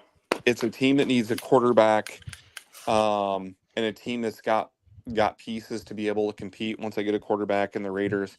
And I look at this Dallas team and go, they've got talent, right? I look at them and go, they're going to make the playoffs. I think they're one of the wild card teams in the NFC. Spoiler alert for when we do that. But the Colorado discussion, is kind of the piggyback there because if Dion were to leave and go to the NFL, I mean, it's Dallas, right? Especially if they can get Shador a QB. He played there. He won a Super Bowl there. Jerry loves that kind of shit. You know, It's the a the nostalgia act. the It would be the 100% a nostalgia act. yeah, Well, not and just that, That's but enough to sell tickets. you know damn well, if Dallas somehow ends up getting Shador, like if they trade up in the draft, because we know Dallas is not going to be a bad enough team to where they're going to have a top 3 draft pick Oh to get no, Shador. no, If oh they no. end up trading up to get the number 1 spot, which in all honesty, I'm sure Shador is going to be the number 1 draft pick next season. But most if likely, Dallas, if say what? most likely, yeah. Yeah, I mean, if Dallas trades up and gets the number 1 pick, bet I will bet right now $100 Dallas trades back up and gets Travis Hunter. I think I think Dallas would be willing to mortgage everything to do that. Yep. Yeah, because that's almost Because starting in a all new honesty, like age for Jerry your Jones is franchise. that damn stupid to do it. Well, he's gonna die soon. He's old. I mean, Jerry knows like this is Super Bowl or bust for this team, and I think he means it when he says bust. That Yep. if they do not win a Super Bowl, He's gonna blow Dak the fucking Prescott team is up. gone. Yeah, Dak Prescott is gone. Mike McCarthy is gone. CD is still there. They'll throw the money that they have at Micah Parsons to keep him, and they're gonna go and they're gonna say we still have pieces to win, and we're gonna bring in a new quarterback and we're gonna bring in a new head coach, and if they can get Shador, it's gonna be Dion. So I would like to go on the record on the topic of Dallas in particular. I have them missing the playoffs entirely, okay, well then and let's get that's to the rest of because the end. of contract, and that's because of everything that you guys have all touched on. This is the highest level of the sport we are talking about here. So when you put all those things into it, could fuck team chemistry up so bad, knowing that McCarthy might not be there next year, and he knows that. Dak might not be there next year, and he knows that. Some of the Well, I players think on that regardless offensive of the side of the ball, fact, the defensive side of the ball. like for me, I think regardless of the fact McCarthy's not there anyways. Even if they go undefeated and win the Super Bowl this year, McCarthy is He's not no, he's returning. no. See, I know you don't need that because if he leads that team, gets them undefeated, and then proceeds to win the Super Bowl, there ain't no way that man's signing like a 20-year extension on the spot. No. McCarthy will be gone because Jerry Jones does not like him. Well, Jerry I Jones guess has been another butting man's heads trash with is him too another man's much. treasure. So there Well, will be a team that will clamor to. We will see Mike McCarthy be a head coach in the NFL still, regardless oh yeah, of if I he's agree. with Dallas or I not. think they will too because there's going to be a lot of coaches right now that are going to be Oh on the yeah. hot seat. And Yeah, we mentioned Philadelphia. Their coach might be on the hot seat if he doesn't get. After we do our Super Bowl, we can talk about some coaches that we think might be gone after this year. I might have to pass on that one, at least for this episode, because I Just have to go pick throw up my one. 5-year-old. We'll just say one name, and that's it. After we do Okay. our Super Yeah, Bowl. that works. So NFC West. Who's winning that division? San Fran. The Niners. Yeah. Niners. Okay. NFC South. Atlanta. Bucks. I've got Atlanta as well. Think that They did so much to improve this year. And they finally Yeah. have a quarterback that's worth a shit. Yeah, I agree with all those things. The one thing I have about Tampa that I'll riff on real quick, they brought back 100% of their team, and all they did was add. Yeah, they lost a few smaller parts, smaller pieces. There was a few things moving around, but they brought back number one, first and foremost, the most important part of a franchise, and that is your franchise QB. They got that man signed to a long-term deal, and I think that's going to mean the world to this Bucs team, and I think that's going to be enough. I can't trust Baker Mayfield to be decent 2 years in a row. No. And the thing for me with Atlanta too, they've got themselves a new coach, a coach that's going to properly utilize Pitts. They've got a quarterback.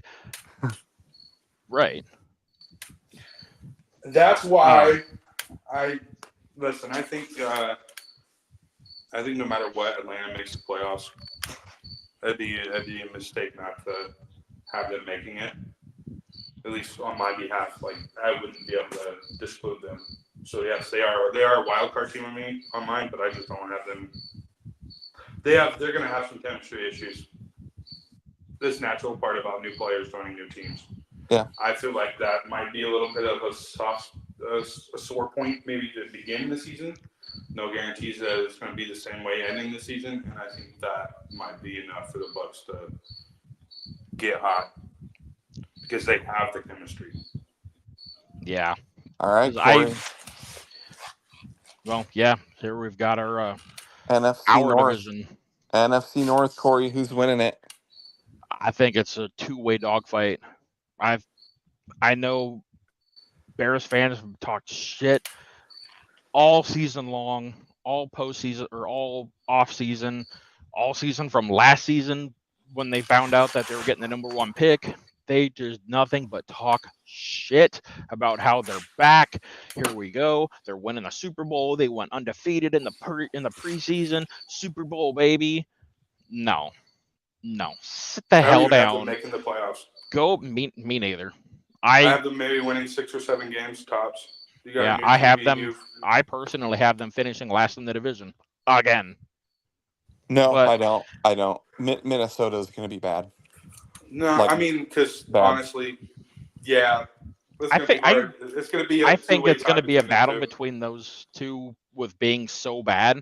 But I think Minnesota is going to be just a shade better than them Sam Yeah, because this I feel like Darnold. season. Darnold, in terms of Sam talent, Darnold. is. That's the thing. It's just one name. Sam Darnold. Yeah. But You hell, know for what? all we know, He got that. He got that Super Bowl Minnesota experience. very He well needed the could Super Bowl. be the perfect system for him.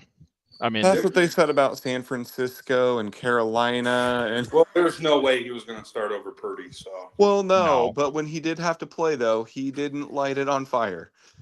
no. fair enough. But But who I anyways, have the Green Bay Packers winning that division. By the way, same.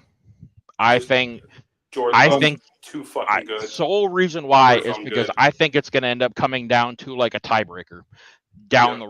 a down the road tiebreaker, not a head to head tiebreaker or any of that weird shit type tiebreaker.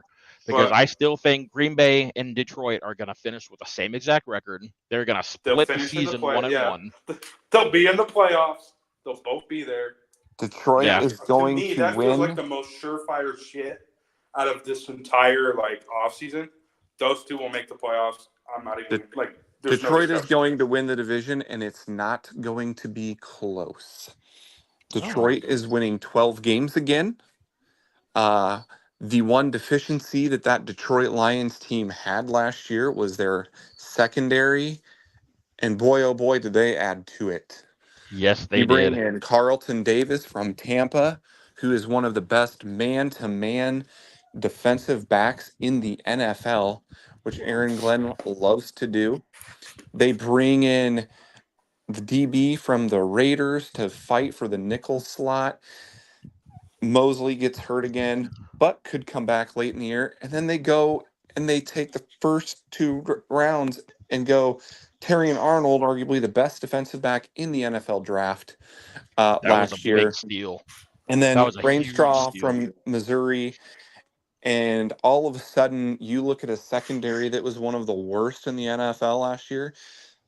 Could be top 10.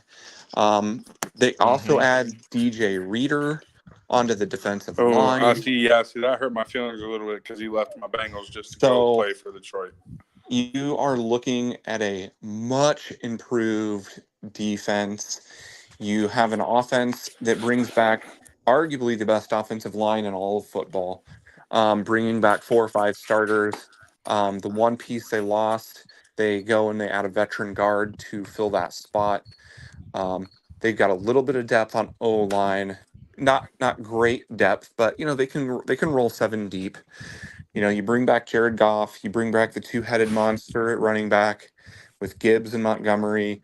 You've got Amon-Ra St. Brown. You've got Jamison Williams, who's going to play his first full NFL season.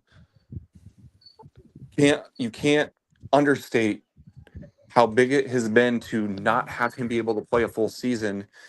You bring back Sam Laporta, And then I think the thing people don't realize, it just happened in Detroit.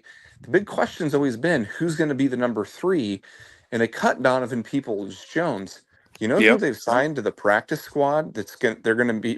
They'll end up being on the active roster. But there's 2 wide receivers that they just signed: Tim Patrick and Allen Robinson. Those are pretty good pickups. One Those of are those incredible. guys Those are are incredible going to pickups. be a great number 3 receiver in Detroit. I think Detroit goes 12-5 again, and I think they win the division easily. I actually think Green Bay is going to disappoint. I'm sorry, Corey. I don't think that Green Bay is going to light the world on fire. I think there's still question marks with that team. Green Bay has just historically always been sketchy on defense. I still see that being a problem. They could draft a defensive player with every pick for a decade, and they will still always seem to have defensive issues. And I really want to see what Jordan Love can do um, when all these defensive coordinators have a full year of tape on him and an offseason to study. That's when we find out if a quarterback is actually worth being the highest paid salary in the NFL, which is Jordan Mm-hmm. Love, undeservedly so. Um, no way he deserves that. He Um, played like a top 10 QB last year. Ain't no way he doesn't deserve it. but top 10, but not number 1. Um, Hey, uh, hey, Mahomes isn't even getting paid that money. So to tell you, I do believe Love played better than Mahomes last year, and Mahomes not by wasn't a the little best bit, by a quarterback lot of bit. last year. The best quarterback in the league last year was Lamar Jackson. There's a reason he was the MVP. Um, now Jared Goff's the 3rd highest paid quarterback in the league, and he doesn't deserve it either. But he played like a top 10. He's played like a top 10 QB the last 2 years. Now, Yeah. does he deserve number 3 money? No. I'd say But I so. also understand that's how the market works. And I still question Green Bay's receiving corps. Um, I do. They're young. They showed promise. I just think they disappoint. I think these defensive coordinators get a full year of tape, and I think it's a different story. Do I have Green Bay making the playoffs? Yeah, I think they're good enough to be a wild card. But people who think that Green Bay is going to win 12, 13 games, I think they should put down the joint a little bit and kind of take a look at that was a 9-8 team last year, uh, who damn near lost to the Carolina Panthers. Should have lost to the Panthers. Just saying. So Detroit's winning the division by 2 or 3 games. Yeah, for me, I've got Green Bay and Detroit both going 11-6, So with probably my a couple my losses argument, within the division. for Green Bay and for Detroit, they kind of piggyback off each other. It's basically what games Detroit doesn't win are they going to be the games that I believe Green Bay does get. In terms of record, I'll put them like neck and neck with each other. But I do not see one team being better than the other. It's kind of the same way what Corey said. But I do believe Jordan Love is the fucking truth. And I do believe he's going to prove it this season, and he will get the division. Okay, No who are your matter what, wild cards? no matter what, the Lions are making, because I have the Lions, Atlanta, and the Rams making the wild card. Okay, Corey, I've who's your got wild card? Philly, Detroit, and Tampa. Philly, Detroit, and Tampa. Okay, I do have Green Bay making it. Like I said, I don't think they're this 13 win beater that I keep hearing all about. There's still talent there. Don't get me wrong, but I don't. I see them as a 9-10 win team. I have Dallas getting in as well, and call me crazy, but I'm gonna go with Seattle getting back in again. Hmm. Yeah, I You think know what? Seattle. I think they're gonna contend strongly for that final wild They've card done some spot. things with that Seattle team this offseason. Yeah, Yeah, they did. They went and got themselves a potentially future franchise QB in Sam Howell. They've given him an opportunity to actually sit and learn from a veteran. It's one that's I like actually been doing rather well as of late. I like what they did on that defensive line.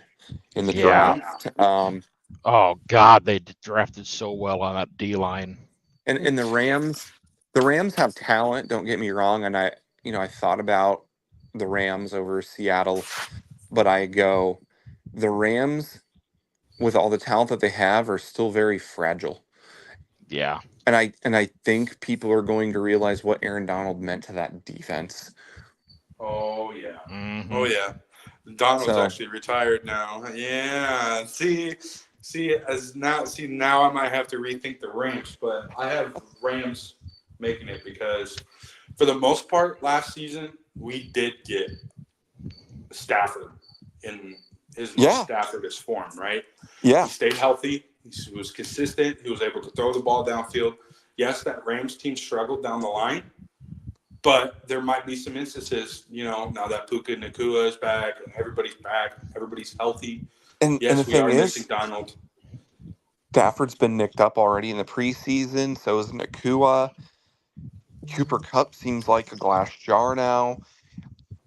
I look at this Rams team and go, man, their big three on offense could all get hurt in like week one. When Exactly. when they go into Detroit. So No, I hope for Stafford's sake, this might be his last real opportunity to do something worth note outside of winning the one Super Bowl, because God forbid. I'm trying to cut him some slack because the last couple of years of his career has not been the greatest. No, he's been hurt so badly the last few Much years, and like it's like, dude, just I akin retire what before you him die. and Wilson are going through together. I say him and Russell Wilson kind of like, as much as people don't look at Matthew Stafford and be like, oh, he's washed up.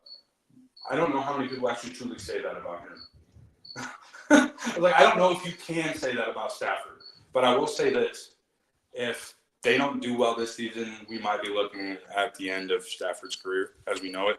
he might, yeah. He's not a young pup, so. No, I think the not by any Rams know means. it too. So who is Yeah. your NFC Super Bowl representative, and then who is your Super Bowl winner? For me, I have Detroit taking all of it. Wow. I do have Cincinnati and Detroit in the Super Bowl, but I do have Cincinnati winning, not by much. Yeah, By like a field goal. I do have Detroit winning all of it, straight up. I don't think Green Bay is good enough to quite get to the Super Bowl yet.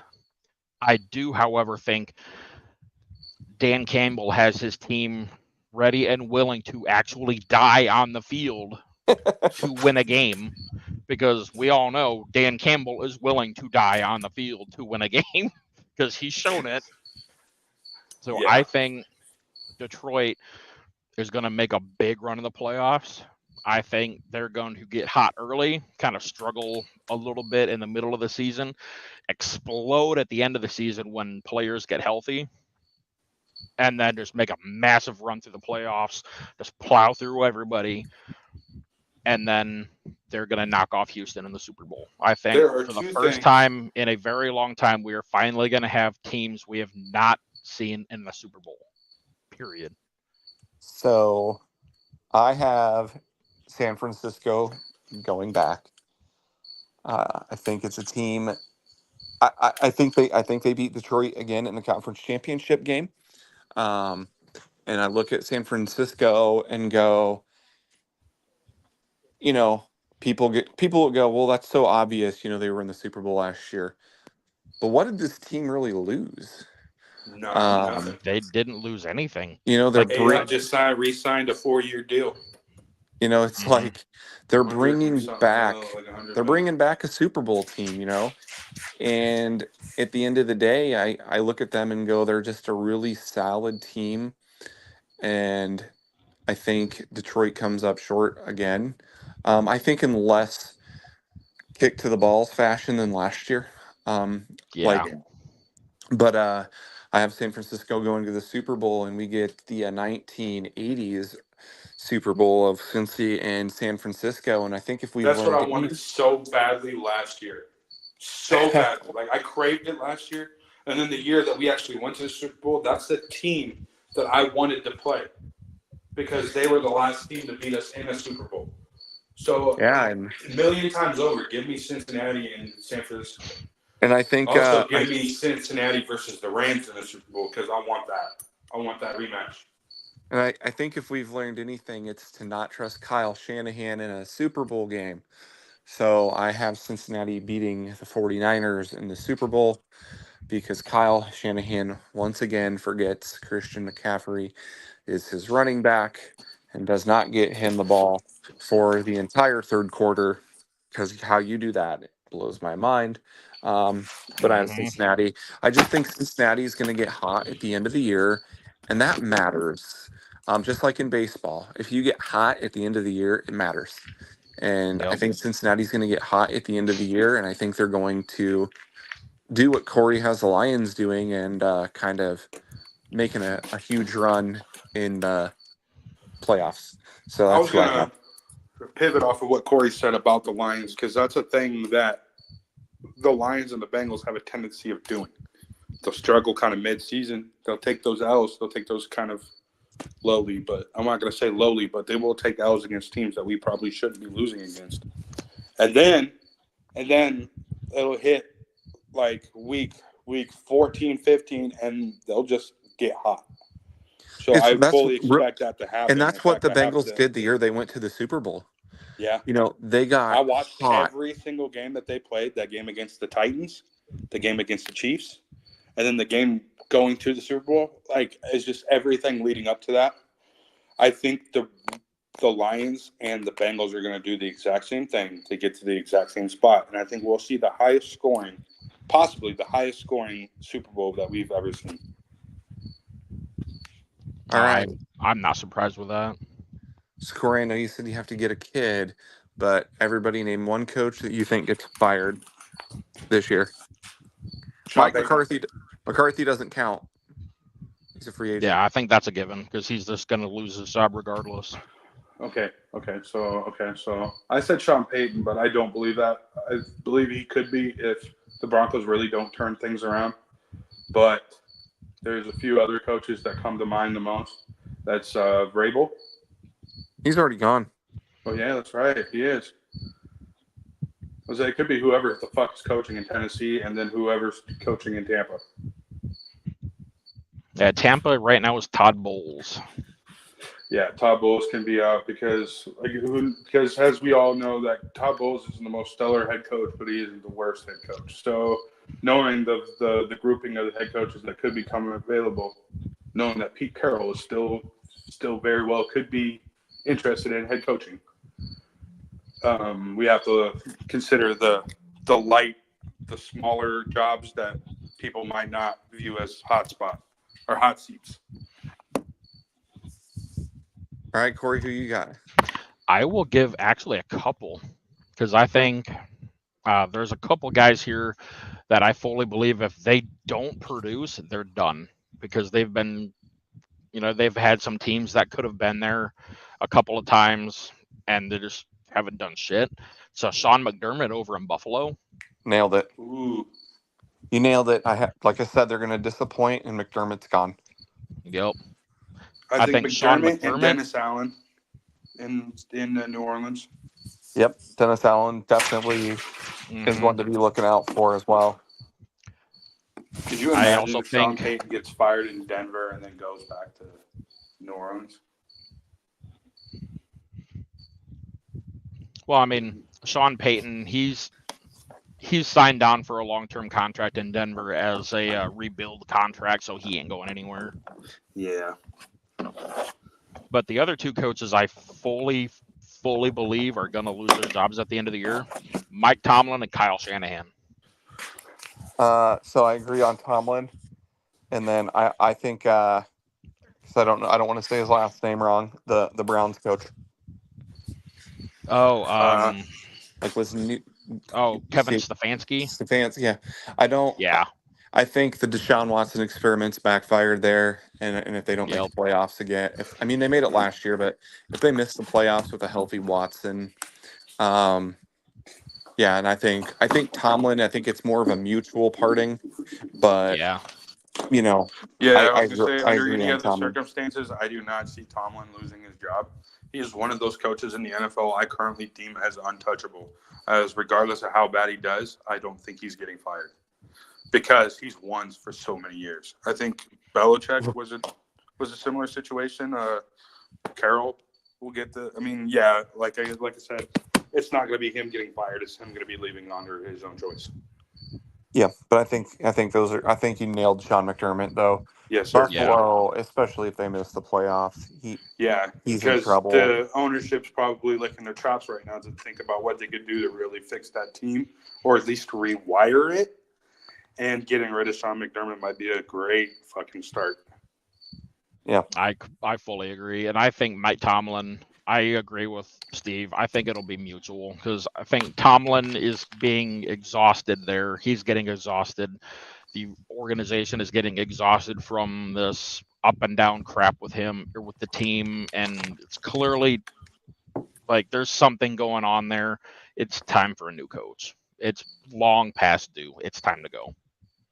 And with Kyle Shanahan, I fully believe he's had too many chances to win a Super Bowl with Yeah, basically the that's the thing that same we could also be exact looking at. team. If they go to He's the had Super Bowl multiple this year, choices, that'd be and like with two what, different three QBs. trips in 4 or 5 years? Yep. If at this point, if I am the front office of San Francisco 49ers, I am looking at that as a potential because you see him potentially get fired. You get rid of Shanahan, right? And say a Tomlin does walk. that's what I was just Wouldn't gonna you, say, if you're Dakota. San Francisco, wouldn't you rather have Tomlin than Shanahan anyway? You know damn well San Fran's going to suck Tomlin up real quick, Oh Yeah, yeah, immediately. if Shanahan you're chokes in looking a at a Super Bowl again, championship caliber like coaching change here. That's the only maybe even Belichick could do it, but if I'm my smart money would be on Tomlin taking over a team like that. Hmm.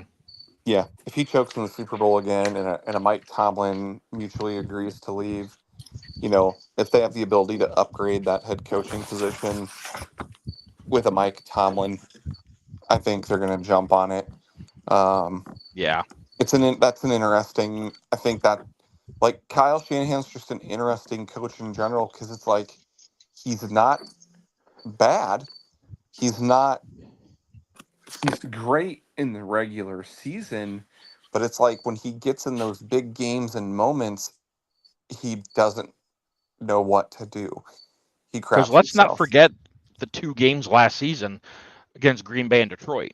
The Packers and Lions both had the 49ers up against the Oh, ropes. I mean, let's just go back to his Both games. coordinator days in 28-3. Oh He yeah, was, I he mean, was he's the offensive offense. coordinator of that Atlanta Falcons team. Yeah, Hmm. So he's he's almost notorious for actually like blowing it and actually not. So if I'm San Francisco, that's the thing I'd be looking at ASAP before the season would have even gotten started. I would have assessed that last season. But yeah. I just don't think they saw an benefit of the upgrade out doubt, they there. made the Super Bowl. You can't ignore that. You can't ignore that they made it there. You know, Yeah. win or lose. There's a reason why I'm pretty sure Zach Taylor got an extra however long, for the Mm-hmm. Bengals. Because if he did not make that Super Bowl, chances are he would not be our head coach right now. Yeah, and I don't think there was an Yep. obvious upgrade for San Francisco out there. Um, in the offseason, Bill Belichick is not the right coach for that San Francisco No, team. No, I think Bill Belichick's never going to coach in the NFL again. I I agree. think He it's more likely that he coaches college before that. No, I don't think he will either. Because I fully believe that his way of coaching anymore is deemed inappropriate. Yeah, A lot of organizations in the NFL and even programs in college, they don't want a head coach that looks at it as my way or the highway. Go fuck yourself. They They need a want it to player-friendly be, coach anymore. yep. You got to yep. be able to kiss the players' asses and keep them happy. Bill That's why Pete Belichick is Carroll not can going to do be. that. That's why Pete Carroll can be as old as he is and still be a desirable head coach because he's energetic, He's, engaging, and the players love yep. him. Yeah. And that's why I'm surprised he's not coaching anywhere right now. Well, I think it was Well, just a I'd shock say that you he give left. ourselves a full off season here, and I bet he will be back. He just I, needs Yeah, the I right opportunity. I I agree, and I especially after he think, told Seattle, "I'm not going to do this advisory thing anymore." I think he has every yep, intention of coaching again, and I think he's Yeah, I just going didn't to think he wait for the wanted right to. I didn't. job. My guess is he didn't want to leave Seattle. He didn't want to stop Nope. coaching, Yeah, I I agree. bet he goes and to they forced Buffalo. him out. Like they made him My sign a guess fucking is waiver. Just like once Sean McDermott gets canned, he's going to Buffalo.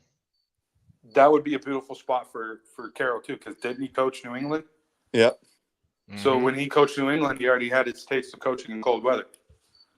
Yep. You got all the makings of successful coaching transition as well. So Plus, Pete he Carroll's knows. pretty damn good at rebuilding a team. Look what he did with Seattle in a Oh, yeah. really quick time. Yeah. Oh yeah. Did you draft Russell Wilson, and then you Yes, proceed he to win did. a fucking Super Bowl.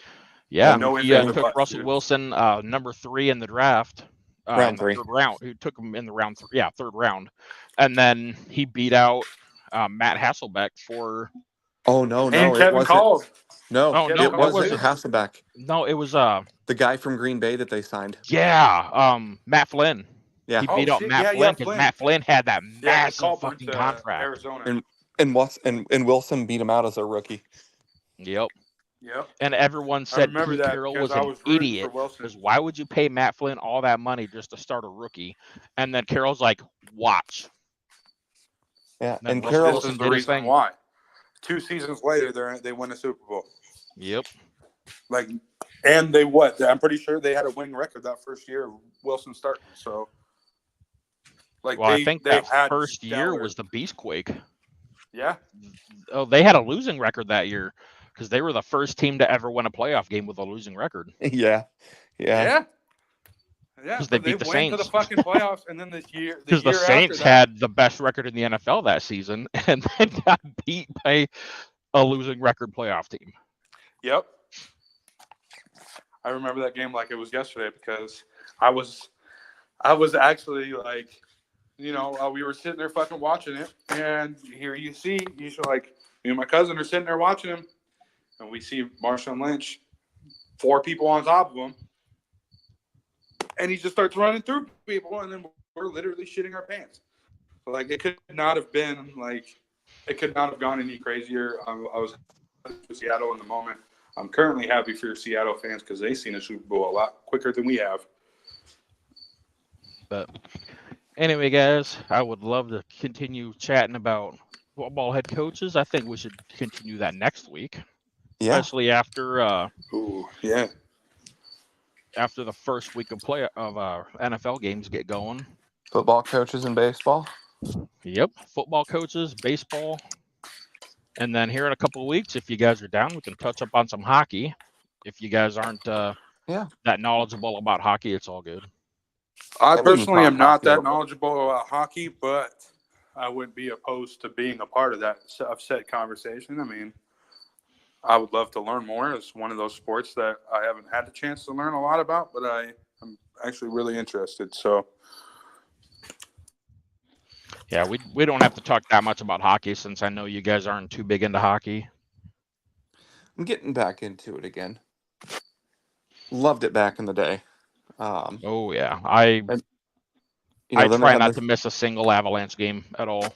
then they had the strike issues and that hurt their media markets and getting on TV Yep. again, but they've been able to kind of sort through it, so it's a lot easier to consume now as opposed to what it was a few years ago. Oh God, yeah, they're crawling back in focus now. Yep. So thank God. So here in a couple of weeks, we can break down a little bit of hockey. Next episode, we can talk NFL, a little bit of college football, and start breaking down some baseball because, boys, October is right around the corner, and we got some playoff baseball coming. Sure do. yes, sir. All right, guys, I will catch y'all next time. All right. Peace. Peace.